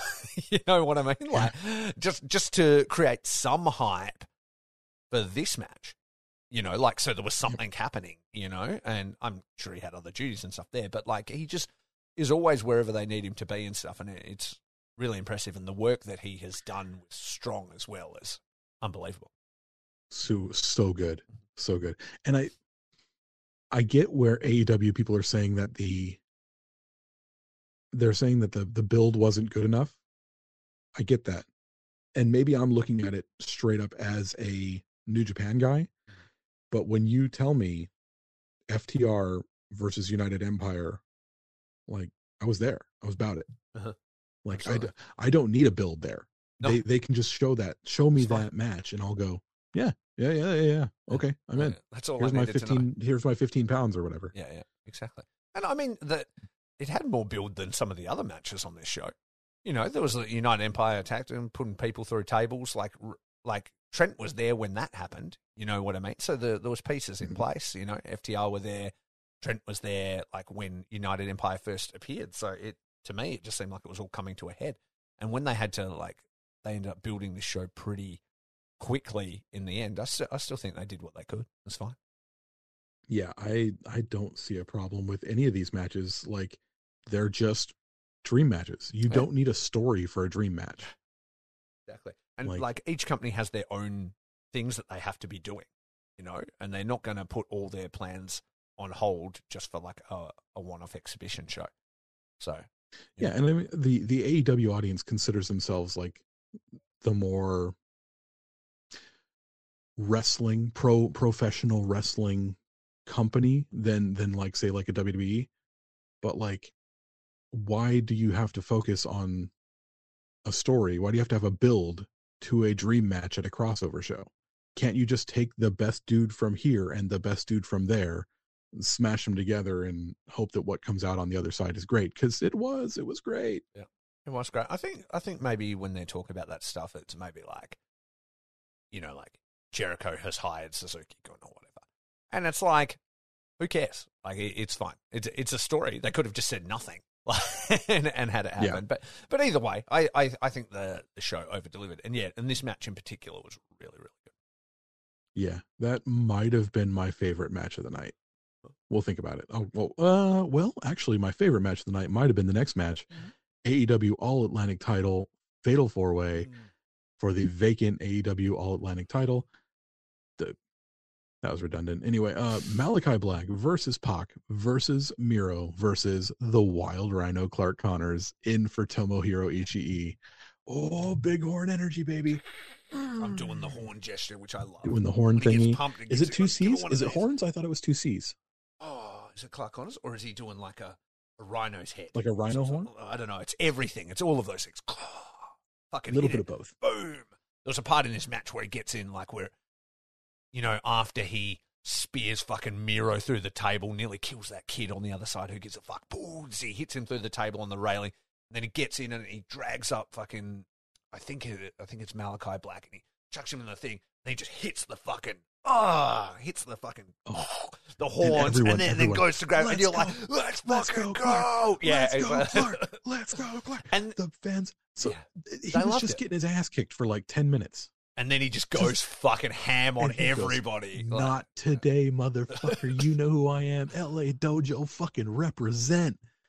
And there he was. Hits that fucking trophy kill as well. Fucking balls. Like, it was sick. Oh, like, I can't tell you. Like, I'm fucking so good. fucking pumped on Clark Connors. Like, he's fucking one of my favorite dudes at the moment. And seeing his rise is just so killer. But yeah, he's like, when you talk about like fighting spirit and stuff like that, when he fucking hitting the horns. Me and Curtis are constantly doing the fucking horn gesture. Nobody can see him. Fucking when he hit that, I was like, fuck, it got me jacked, man. I was pumped. I was like, I wanted to see him do it. I'm like, what if they put it on Clark? That'd be sick. Like, and so yeah, they obviously didn't, but it was a great match. And I was just glad that he didn't get steamrolled, because obviously he's in there with veterans, people who have been on WWE's payroll, massive stars. And they made known commodities. Yeah, and it was like, he's just here to lose kind of thing. But I love that even in that, they gave a real time for him to shine. And that was awesome. That was really like, and another thing, you're going to see Clark's face for, every time they talk about the All-Atlantic title from now on. Anytime they show a video package, there's going to be Pac winning it for the first time, and there's Clark Connors with him. Yeah. And shit, maybe we use that. Maybe we say like, Clark is like, I'm pissed that it was my face that you're going to see getting tapped out for you to win that fucking title. Yeah. I want a one-on-one match, Clark Connors versus Pac. Yeah. And here's me going, ooh, baby. Ooh, boy. Yeah, exactly. That spear through the table, bro. He fucking hit him like a ton of bricks, eh? It was awesome. Sick. Oh, it was so good. But yeah, I loved it. Miro is such a monster, dude. He's probably like, if I had to pick a couple of dudes like on AEW television to like really follow, Miro's like my dude. It's boner alert with you and Miro. You talk about him all the time. I fucking love that dude. The rig on Miro has you transfixed. The fucking rig, bro. Check out his rig. Yeah. No, Miro's my fucking homeboy. I just love that he wants to fight God. Yeah, he's pissed. He's pissed about something. Makes me happy. Yeah. Makes me happy. How long Black, before? Fucking boy. How long before Lana's on TV? Because he talks about it all the time. I don't know. That'd be great. I don't think he needs her, but like, have her in the crowd or something. Maybe. I kind of like that he referenced her, but you don't. Hello to my sexy wife. Yeah, I kind of like that he referenced her, but I don't necessarily need like a return to her and him together. I think he's more interesting on his own.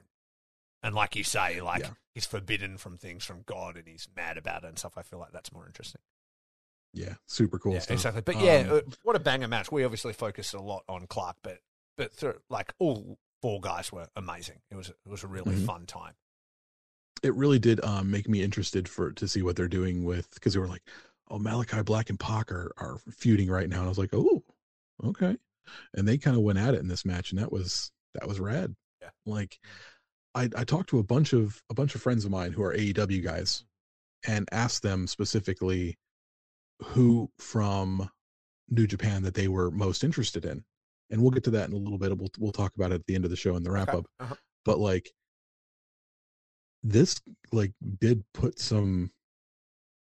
me in touch with a couple of AEW guys that I'd never seen before, that I was kind of interested in. Like, I've seen Eddie Kingston before. I've seen Wheeler Yuta, of course, on New Japan television. So like, I can't really say like they've opened my eyes to those guys, but like, when I think about what they're doing in AEW, like, I had no idea. I had no fucking clue what Malachi Black was doing in AEW. Oh, the House of Black is fucking sick, man. It's Brody King, dude. Yeah, exactly. Like when they have the best entrance on TV right now. When they come out as the House of Black, like it's all lit from behind, like you would have saw on that pay-per-view with him. But like he comes out and then Brody's just towering over his left shoulder, and then he's got Buddy on the other one. They've put like a hood and stuff on him now, and they come out and then he'll sort of like sit down, just like the silhouettes and the shapes and positioning and stuff like that. It just looks killer. And when they tag, you're always about the shapes. I am. Silhouettes are everything in wrestling, the same as they are in comic books. I love people throwing shapes like this one. Fucking boots! Hit you with the Clark Connors again. Fuck. My favorite. That's my favorite. What was I going to say? What do they call them? Kings of the Black Throne. When they were tagging as well, like when Malachi Black and Brody King tagged together. Different song. They've got so many songs, and every single one's a fucking banger. it's dope. I love Brody King. Yeah, Brody King. I wish he was in G1. Part of my boys' stable. He's the fucking best. Mm-hmm. He should have been in G1. I mean, like, yeah, he's doing a thing on TV right now, but like, New Japan was high on Brody King for a long time. Exactly. He might come back around. Really would have liked. Yeah, someday. I would love it. Yeah, someday. Exactly. Anyway, yeah, so really good, and yeah, you should watch some more AEW. I think you'd like some of the things that are going on. Maybe I will. Well, you now have access to my account, so I guess you can. I had access. I can't be fucked changing the password. Like, you just have access now, so it's fine. my neighbor was like, "Oh yeah, you can use my account," and like, I did sometimes. Like I said, I watch one every like 3 months or so, but mostly it was just like, I'd go out and take my dog for a walk, and I see her, and she's like, "Oh, did you see this on AEW this week?" And I'm like, "Nah." And I love Orange Cassidy. He makes me laugh. Oh, he's got his song back as a thing. Jane. He's got Jane back now, like as awesome. as of Blood and Guts. I was so fucking pumped. Amy's like, literally, who cares about this guy or this song? And I'm like, no, this song is fucking fire. The best. Just shut your mouth. The fucking best. The best. That fucking riff. I remember him just like walking out like a fucking GCW or whatever it was, and he'd just have like a title in his backpack, and he'd just like sort of nonchalantly stroll out like to a juice box. Yeah, exactly. Yeah, I saw him once against Dan the Dad. Oh, yeah. Possibly Warhorse. I don't remember if Warhorse was. Anyway, yeah, super cool. Hearing Jane, like, yeah, that's the best. That's a great fucking song for like why. Who knows? It just works. I'm playing it right now because I'm fucking jacked on it. Luckily, surely all the members of Jefferson Starship are long dead, and nobody will sue me for playing this. But hey, we're not making any money. This is not monetized. We're not hurting anybody. Here we go. Boom. Here's promotion for you. Musical break. Oh, the drums. Here they come.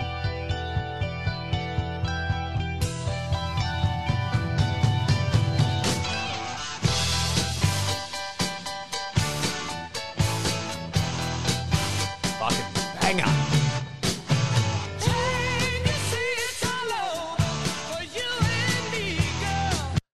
Fucking sick. What it's got to do with Orange Cassidy, I don't know, but when he strolls out to it, it just suits his entire vibe, eh? It's so...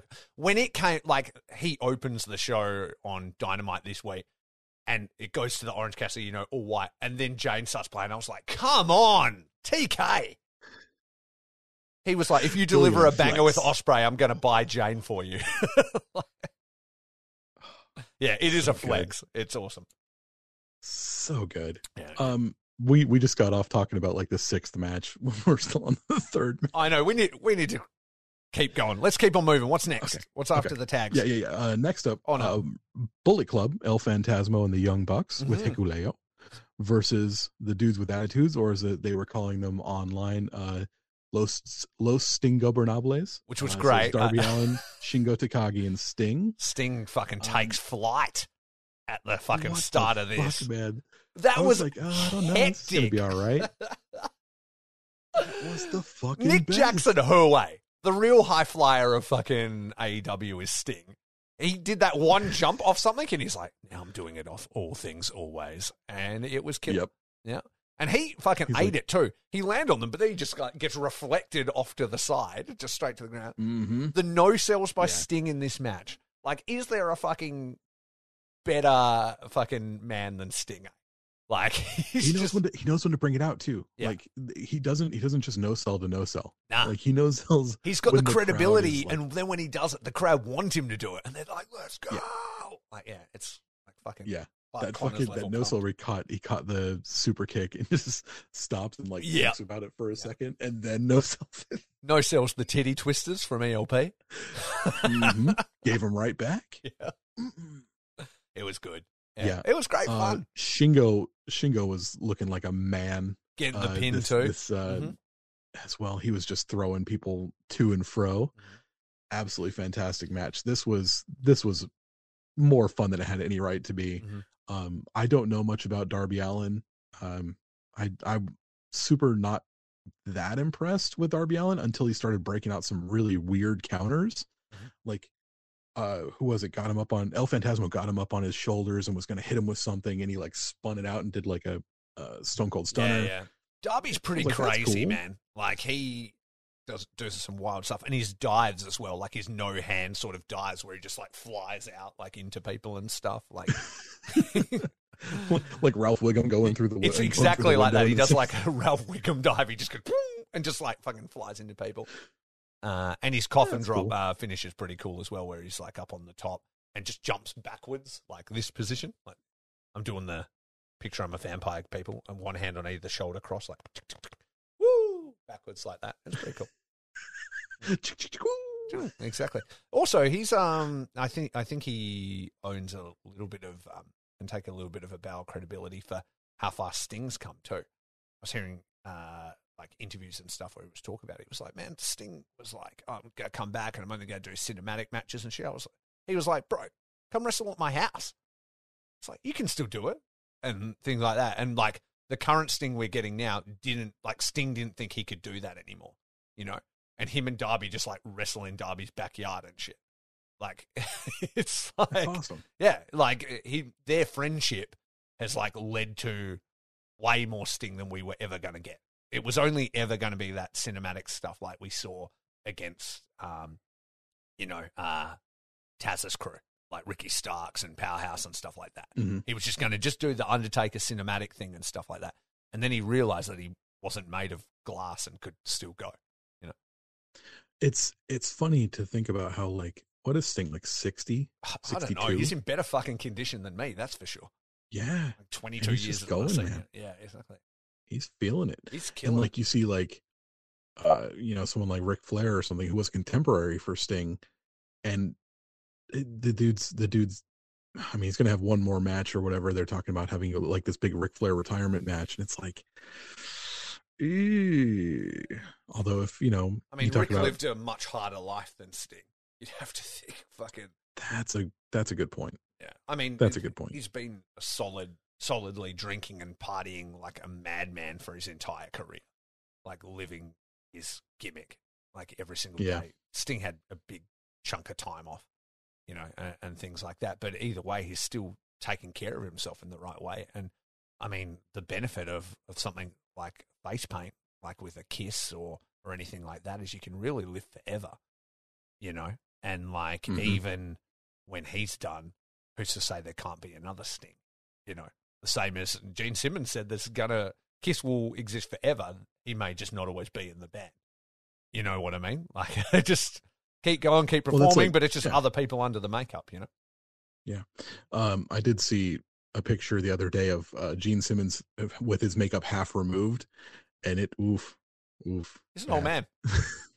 See, that is an old man. That is an old fucking man, but yeah. Still makes a kick-ass rock and roll tune though. Yeah, you do. The idea of like Sting coming out, like the up in the rafters, they had that Sting, so you thought he was going to be coming down on the whipcord. Oh God. That made me so happy. Yeah. I was like, oh my God. And then he jumped off the fucking entryway. Good for him, man. Like, this match was fun as shit, top to bottom. It was awesome. It was really good. The whole card Stingo was Takagi. So fun. Stingo.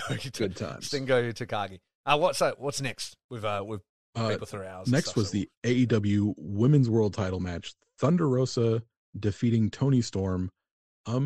Yeah, great. Both Stardom alums, and owned by Bushi Road, as well as New Japan. So it is New Japan adjacent. Thought it was fun. Yeah. Like I said, I would have loved to see Juice come out as Tony's valet. That would have been fucking great. But I would have liked to see. I would have liked to see them hold off the Toni Storm match, and done Thunder Rosa versus somebody from Stardom, like do another Forbidden Door situation. I mean, that's a lot to pull together in the time that they had and stuff. But imagine that would be. I think the problem with that was Stardom was having some big shows this week, and they couldn't really take someone selfish, like someone who would have been incredible. women's wrestler to come over, someone like a Julia or Tam Nakano or something like that. Yeah. Like it would have been too much to like pull them out of those shows. Maybe Forbidden Door too, but it would be nice to see that sort of open up. That would be really cool. I mean, people want to see more New Japan working with Stardom and things like that. Like that's the Forbidden Door that you and I want to see. You know, we want to see the two companies that are owned by the same fucking promotion, or two promotions that are owned by the same company, work together. Yeah. Like, what the fuck? You tell me they couldn't do a super show at like a Budokan with like Stardom and New Japan? Yeah. Totally. Why not? Could. Do some mixed tags and stuff. Yeah, absolutely. Fuck yeah. That'd be awesome. That'd be fucking awesome. Yeah. Anyway. So yeah, shorts. Next up, the IWGP United States Heavyweight Title match: Will Ospreay with Aussie Open versus Orange Cassidy.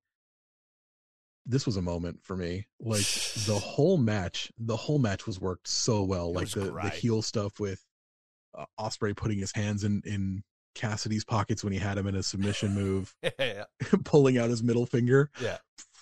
Ospreay off the chain right now. Yeah. So good. And it reminded people as well that like Orange Cassidy can go, right? Because like everyone's like, oh, you know, you're taking one of the best workers in New Japan and just putting him with the pockets guy. No, man, that anybody that says that has never watched Orange Cassidy wrestle. They just only look at the gimmick and have only seen the gifs, and they've never really paid attention, because that man is there for it. You know, he can go. Yeah, absolutely. Not the first person that I would have picked for Ospreay to have a match with. I would prefer to see like maybe Ospreay and Pac, or you know, something like that, where they could really just go 110% all go, no quit.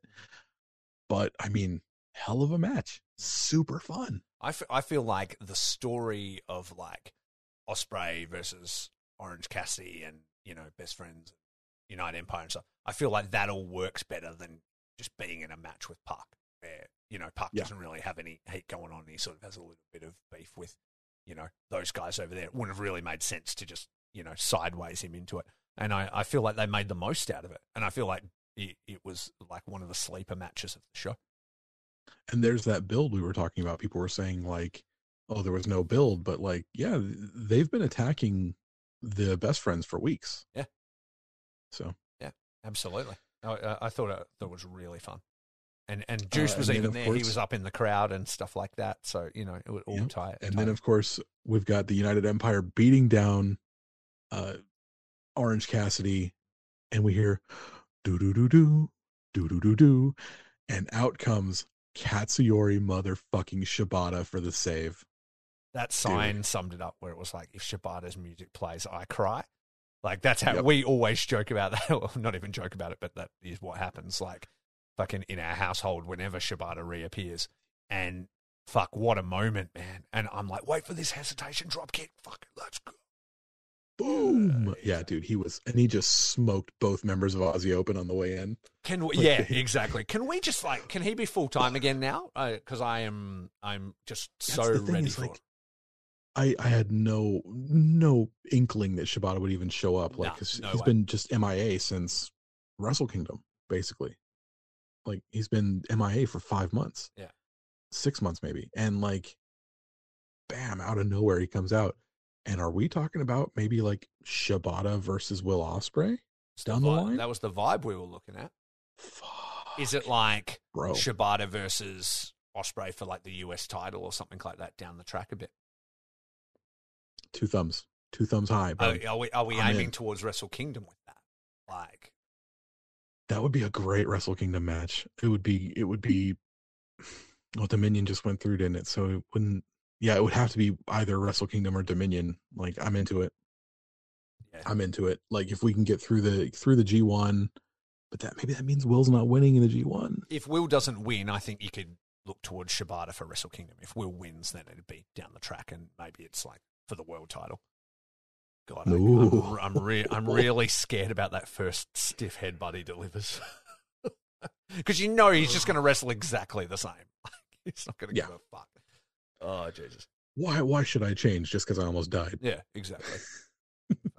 But what a moment. Yeah. Katsuyori motherfucking Shibata. That was amazing. All right, so the next match was a singles match between Zack Sabre Jr. and X. X turning out to be Ricola, Claudio Castagnoli. Dude, His new music. that was a moment for me. It was pretty bad. And that's like the remix. I get that, Daniel Bryan has like an old-timey song that they've remixed and stuff, but that's not the one. But either way, it was good to see him. He's looking great. He always looks great. Yep. I have a new game called Drink Every Time he does a European uppercut. And let me tell you, you'll get fucking alcohol poisoning, buddy. I know. We're not drinking 85% of his arsenal at the start of fucking Blood and Guts, and he starts in Blood and Guts versus Sammy Guevara, and there's, I don't know, about 20 European uppercuts in like the first 10 seconds. We're like, this would be us unconscious by now. Yeah, you wouldn't make it to the end of the match. Yeah, exactly. I'm going to say about Claudio what I probably said about Miro when he first came over. Still, like the way he structured everything and that still felt very WWE to me, I guess.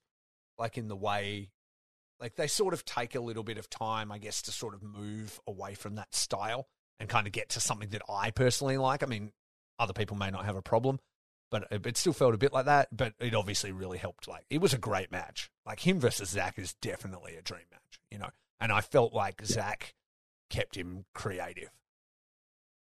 Yeah, the problem. See, this match, these last three matches kind of wore on me a little bit. Mm-hmm. Like I had so much fun with the beginning that this match.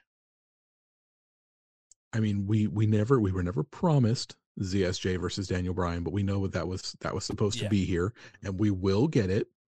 And yes, Zack Sabre Jr. versus Claudio Castagnoli is a dream match, so I didn't want to just say like, oh, it's not exactly what I wanted, so I'm going to spit in the face of what I got. Yeah. I'm not that kind of guy. I will never look that gift horse in the mouth. I enjoyed the match.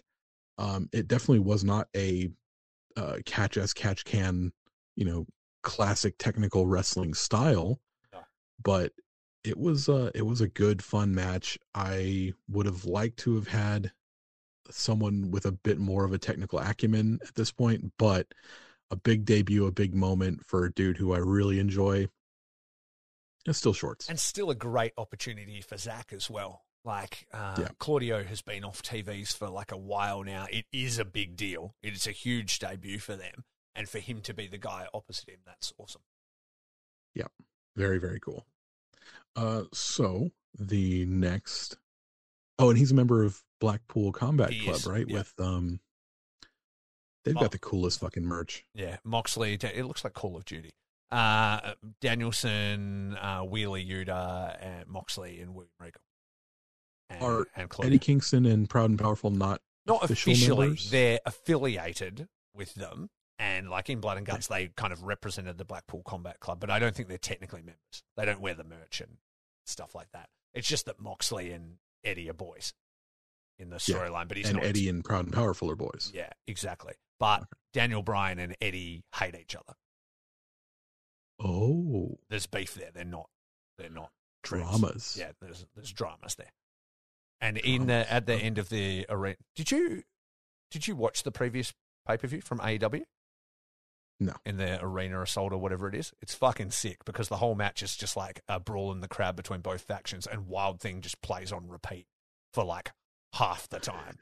Just in the crowd as everybody's fighting until Jericho finds the CD player and unplugs it, which is really fucking funny. It's like an old New Jack match. Yeah, that's what it was. I mean, Moxley's playing the hits of all the shit he likes. You know what I mean? He's like referencing Anita and New Jack and all that stuff. You know what I mean? He even referenced Masada in War Games. He tried to use skewers on Daddy Magic. Oh, cool. On AEW TV as well. Though I hear from closest source that maybe Masada's pissed because he didn't ask permission. That's a whole thing. And Masada's the fucking toughest motherfucker in the universe. So you don't want that, but that could be bullshit. What was I going to say? Towards the conclusion of that match where like Eddie and Daniel, even though also Bryan Danielson, I don't even know anymore. Daniel Bryan Danielson? Yeah. Whichever one, him and Eddie come into conflict because Eddie just comes down to the ring beat to fuck with like gasoline, just trying to essentially set Jericho on fire and gets it all over Danielson. And he's like, what the fuck are you doing? And they end up like fighting, and it's sort of how they end up like... You can't spill that here. That's bad for the environment. Yeah, exactly. And so he ends up, they end up coming into conflict there. Again, there was always like a hesitant friendship, but they actually like straight up don't like each other. And Danielson's injured at the moment, so there'll be beef there. Sure. But and of course, if you go all the way back to like Chikara, Eddie and fucking Claudio don't like each other either. Yes, exactly right. They've got history, don't they? Yeah, they got beef way back in the day. So that's fun. So yeah, it's gonna be interesting to see where they go. Maybe that'll be the pivot. But yeah, semi-main. Yeah, semi-main for the IWGP World Heavyweight Title. Your champion Jay White versus Kazuchika Okada versus Adam Cole versus Adam Page. So it's the Addams family versus the Rainmaker and Jay White. And yeah, well, I mean, it's not a tag team, buddy. No, it's not. The real match that we need to talk about before we get too far into this one is the real conflict between the two ring announcers and who was doing a better job. Who you got? Because I personally enjoy the New Japan ring announcer better. It seemed like it was a head-to-head contest. Yeah, so what's his name? Justin Robertson? Yeah. The Dapper Yapper. Is good. Mm-hmm. He's good. Shibata, the ring announcer for New Japan, like he's very understated, but like I love when he gets to like the main events. Yeah. There's nothing like him, dude. There's nothing like him. Just hearing like I always, whenever I talk about a Jay White match, I always sit back and go, Jay White. Like I fucking love that guy, dude. He's great. I also love that in New Japan how they use proper Japanese phrasing for when they do it. So it's like Okada, Kazuchika. Yeah, exactly. Or Tanahashi, Hiroshi. Yeah, exactly. Ibushi, Kota. Like, yeah, I love it. It gets me pumped, and it feels like a main event when they do it. And definitely. Yeah, what did you think of this one? I thought this was really fun. It was pretty much kind of what I expected to be, maybe even a little bit funner, but it got a bit wonky towards the end. Sorry about that. Oh, did you just scratch a record on the track then? It went like, whoa. Yeah, I muted as I was coughing. Oh, right. It's not a remix. I am not an Adam Cole guy. So, like, automatically I was like, strike. But, like, Adam Cole and his like, I'm gonna have an argument with you mid-match. Like we're gonna have a whole conversation. You know, why'd you try? You're not gonna do that to me. I'm Adam Cole, baby. Yeah. And you know, like, I don't get it personally. The dude's very talented. Mm-hmm. I will not take that away from him. I'm not a fan. I like Hangman Page. I think he's a lot of fun. Mm-hmm. He's very easy to cheer for. I am a huge Rainmaker, Kazuchika Okada Kazuchika fan. Mm-hmm.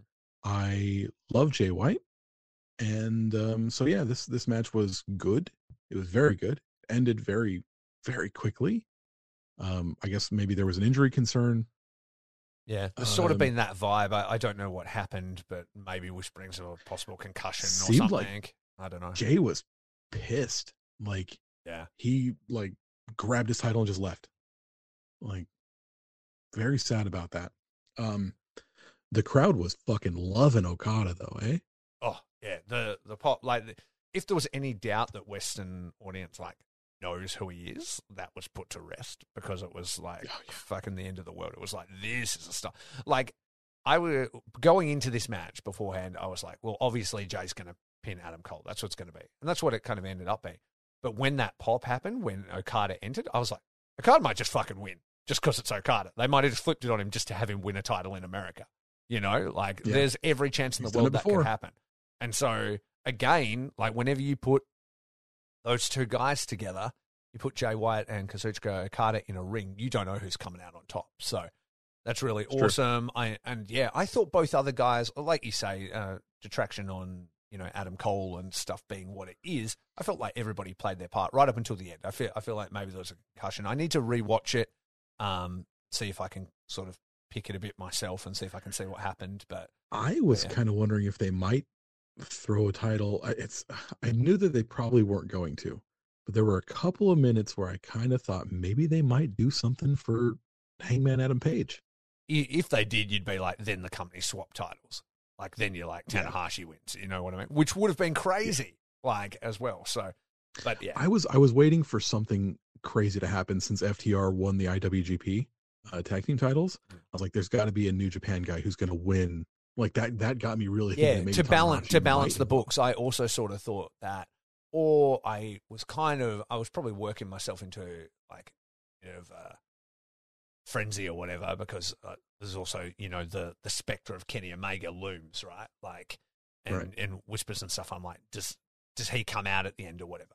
Then when this match was second last, I was like, we're probably not going to see Kenny. Like, I was like, that would be the last match then, because then you would bring him out as the very, like, end to the pay-per-view, right? His return. So I kind of thought there was no chance, but you never know. And so I was kind of waiting for a last big shock or surprise or something like that. But then it, didn't feel like it ended properly. It looked like they had to call an audible, and then it just sort of was over. And so it kind of died out with a bit of a whimper, but the entire journey was really enjoyable. Do you think that maybe did Jay put Adam Cole down with a Blade Runner, didn't he? I don't remember the exact order of what happened. Because wasn't he doing something with Okada, and then he just sort of fell over, and then Jay just scrambles in and sort of pins him? Maybe that was it. Gosh, I don't remember. I don't remember. Yeah, because the end just came out of nowhere, so I was like, oh. It kind of caught me. I think I was looking down at my phone or something like that, and I looked up and it was over, and I was like, what just fucking happened? Yeah. So, yeah, that was a whole thing. Jay looked pissed. The match was it did end abruptly, but like when you have four dudes in a match together, it can end abruptly. It's a thing. Absolutely. So the final match of the night, and I'm going to let you talk about this one because I know you love Hiroshi Tanahashi, but it's Tanahashi versus Jon Moxley for the interim AEW World Heavyweight title. How'd you feel about that? Let me ask you this. Have you ever seen anybody get color from a sling blade before? Because that's essentially what happened. Jon Moxley will take any chance he can to bleed at the moment. And I know it's got blade in the title, but it was like he took a sling blade, rolled out of the ring and came up with a fucking red mask. And I was like, what happened here? I busted my forehead on this back bump that I just took. On this sharp forearm of Tanahashi. Look, I was really hoping, and especially after, like you said, the books had kind of lent AEW's way. They took the IWGP tag titles. Nothing really happened in the previous match. And I'm like, they've been sort of building this match. These two have sort of been talking for a while. It was maybe going to be for the US, but now we're here and it's for the interim title. And I thought that was the key word. I was like, this is the interim title. This isn't the main title. CM Punk holds that. So really, they can kind of do anything. They don't have to super be nailed down to anything or like, oh, we need to be precious with it and protect AEW or whatever, because you've already got your champion.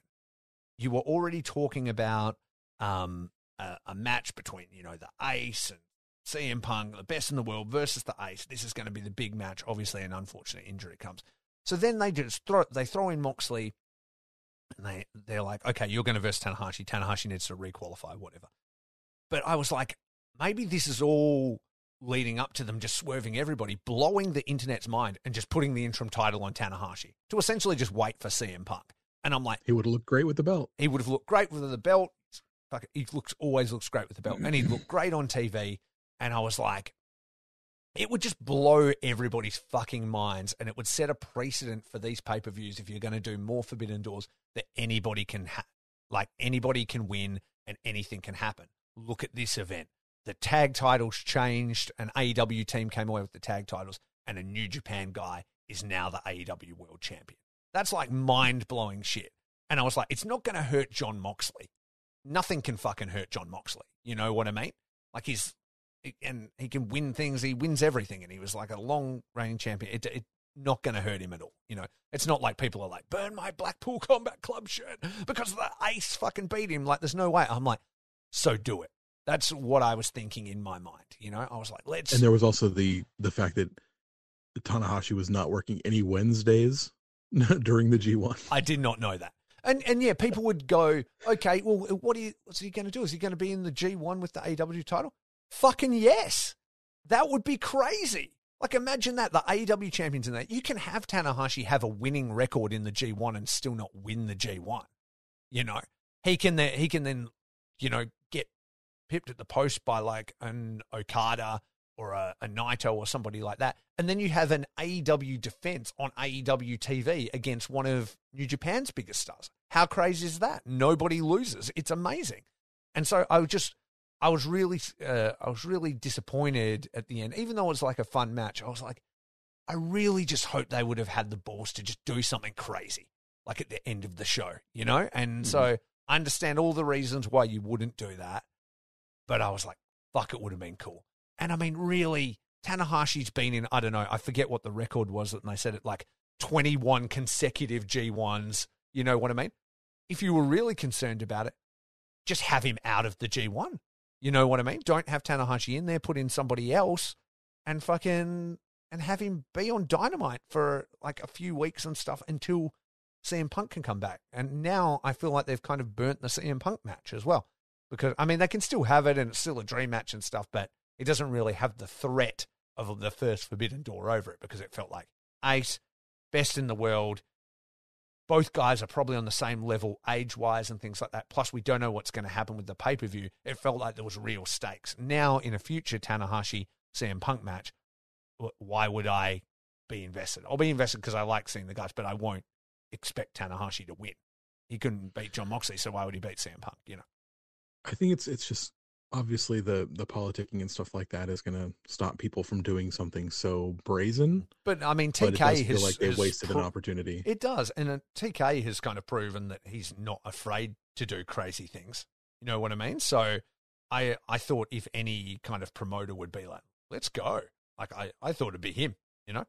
So we'll see where it goes. I mean, there's still stories to be told and all those kind of things. But yeah, I really thought they missed an opportunity to just do something wild with a belt that isn't even really the real belt, you know?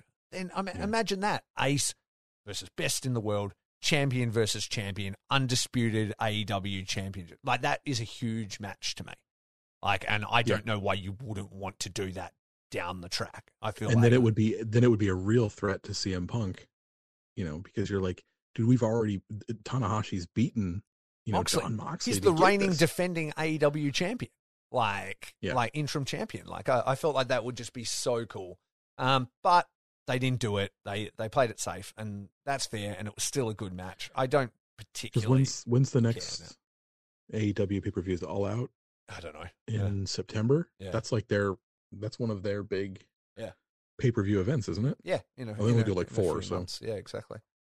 I mean, the only thing I can think of is maybe like CM Punk's actually very injured and he's going to be a while. And they're like, we need to move on with their stories. We can't have a placeholder. Like, we're just going to do a Moxley title run. Yeah, we can't just hope that he comes back by September. Yeah. Yeah, exactly. But I mean, even then, fuck, who cares? Have Tanahashi defend it the fucking pay-per-view. You know what I mean? Have him beat somebody and just hang. Like I said, you've got many champions there. You don't need the champion to defend on every single Dynamite or whatever. You know what I mean? I doubt CM Punk was going to. You can put him in tags. You can just not have him there. Brock Lesnar wasn't on TV in WWE for like 2 years and he was the champion. You know what I mean? You never used to see the dude. They'd skip pay-per-views even. But then when he came, it would be like the biggest deal. And so imagine you go a pay-per-view or whatever, you leave it, and then there's like maybe one defense before CM Punk comes back, and the conquering champion who just took the belt back to Japan, didn't give a fuck, defended it through the G1, then comes back like, who's next, beats somebody else, then you got to wait, like build anticipation for it. That's just me though. Yeah, it would have been nice. It would have been great, but I mean, don't know. Sometimes it's an inter-company thing, you know. It's all fantasy booking, so. We can't be mad at what we think should happen. We have to look at what did happen and judge it on its own merits. Exactly. So. I like to have a rant, but I'm not mad. I still think the show was like very fun. I just like to put forward my argument of what I would do because I think people maybe find it entertaining. Or maybe they find it annoying. If they do, they can fuck off and not listen to this show because, again, it's free. So, but yeah, free show. Exactly. Get off my dick about it. But yeah, I still thought it was a fun match. I did think that the blood was unnecessary, and that's coming from the guy that interviews deathmatch wrestlers and like loves that stuff. I just felt like it was a big fight feel championship match that I don't think they needed to take it there. I don't think that style super suits Tanahashi. I don't think there was cause for it in the match. Like I said, I think the move that even brought him up with a crimson mask was like not even, there was no weapons. He didn't go into a post. Nothing really happened. So I felt like it was unnecessary. And I feel like Moxley's been overdoing it a little bit with the blood. So let's go ahead and give overall, we both thought this was shorts, right? Oh, the whole pay-per-view was. Yeah, absolutely. It was a great time. Okay, cool. And what was your favorite match of the night?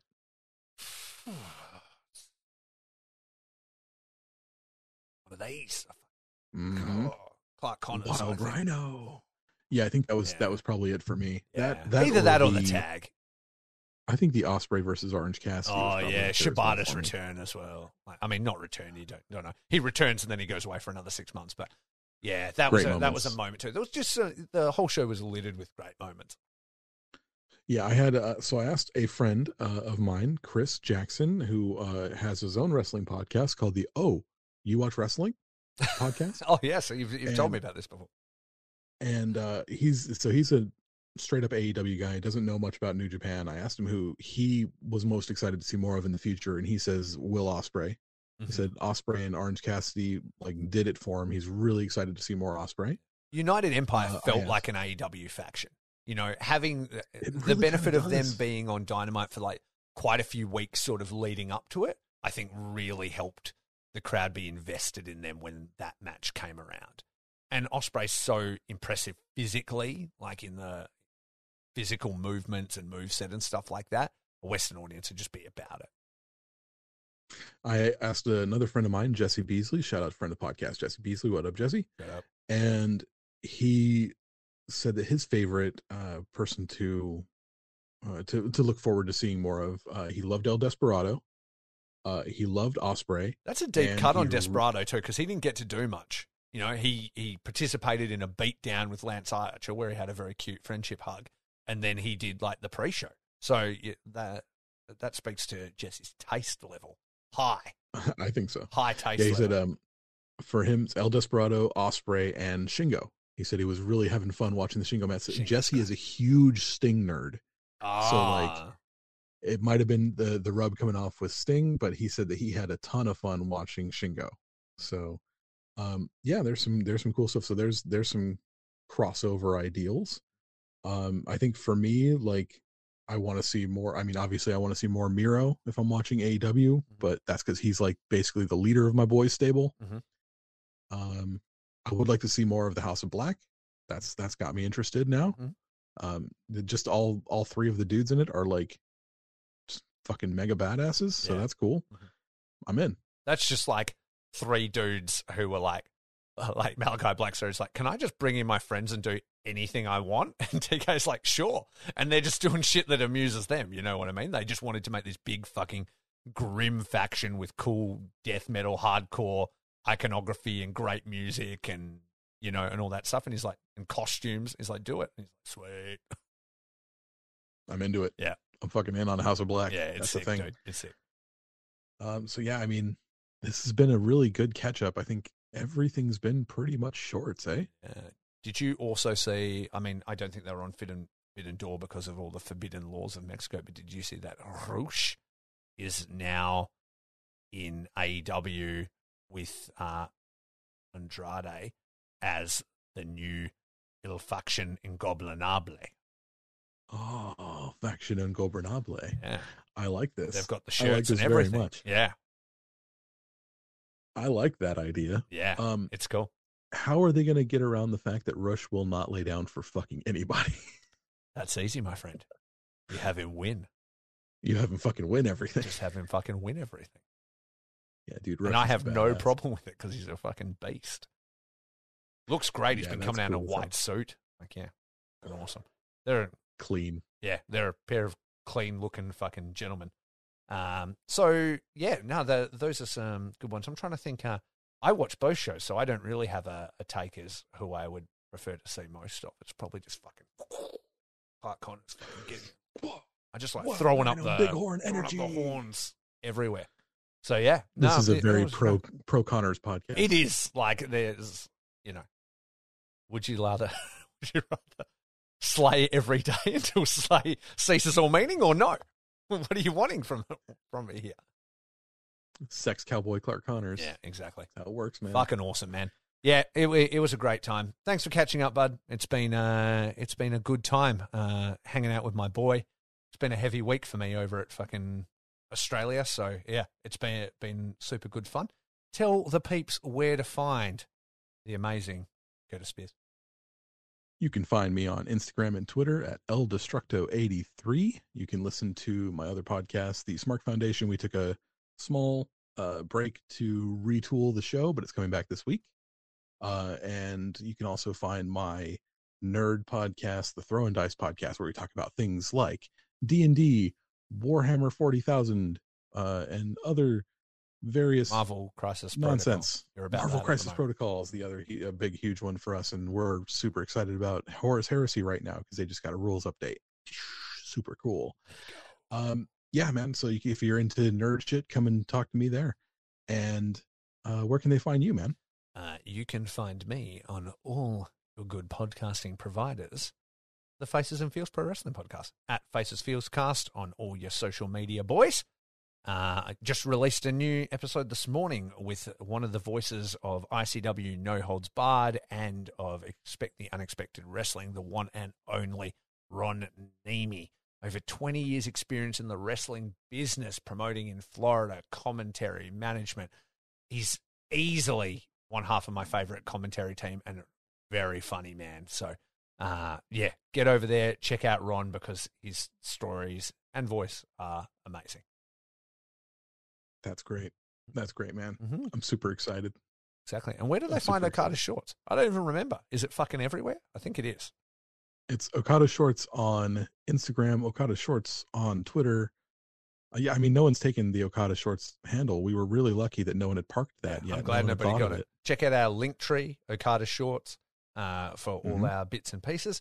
And then... and if you happen to find the naive stupidity of us giving away a free show business model to be oddly charming, you can go ahead and go to the Count Out Podcast Network subscription service, where they'll do things like they have a are we doing hand signals for Count Out now? I'm trying to do Count Out, but like Clark Connors, like CO instead of CC. Like, I don't know how to do it. I was trying to figure it out, but it's like on that subscription service, you have access to extra shows. You have like their company-wide D&D game, which is going on, that I'm very sad I couldn't be a part of because they play when I'm sleeping, and things like that. And you get extra access to extra episodes of all the lovely shows there from all of our friends like Ryan and Mikey, and the How to Talk to Your Friends About Pro Wrestling gals. And yeah, man, it's totally worth it. And it helps us out. It helps them out. And we can grow the content because that's what it's all about. Yes, absolutely. And last but not least, if you're looking to start a podcast, you have a podcast, or even if you're a wrestler who needs intro music, hit up my boy Owen at Riff Your Pod. He made the banger theme for this podcast that you'll hear again very shortly. He wrote the theme for Curtis's Throw and Dice podcast and is currently working on an amazing theme for one of the best deathmatch wrestlers in the entire world. So stay tuned for that because it is gonna be fire. Wait till that shit's getting dropped in Korakuen Hall, man. I cannot fucking wait. It's going to be so badass. It's going to be so badass. Exactly. So, yeah, everybody out there, keep it right, keep it tight, and keep it short. Peace. Colorado Avalanche Stanley Cup Champions 2022. Also that. Let's fucking go. Let's fucking go.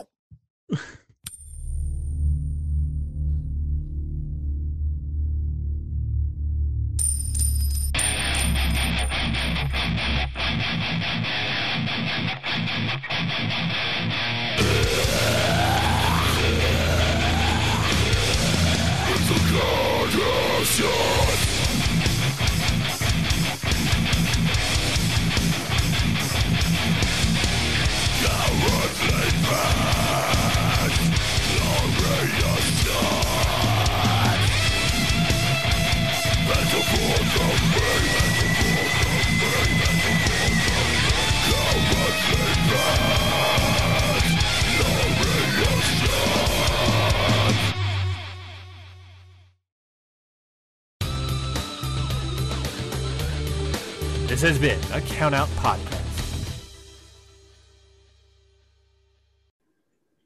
Hey guys, gals, and non-binary pals. It's Amanda Bones. And I'm Ashley. Of How to Talk to Your Friend About Wrestling, the podcast on the Count Out Wrestling Podcast Network, a weekly show where we talk about all of our favorite things, babes, blood, and brutality. We also talk about other fun things, like is Kenny Omega finally too tan? And how much blood is too much blood? Because that looks like way too much blood. So join us on the adventure of teaching me, Amanda Bones, about wrestling.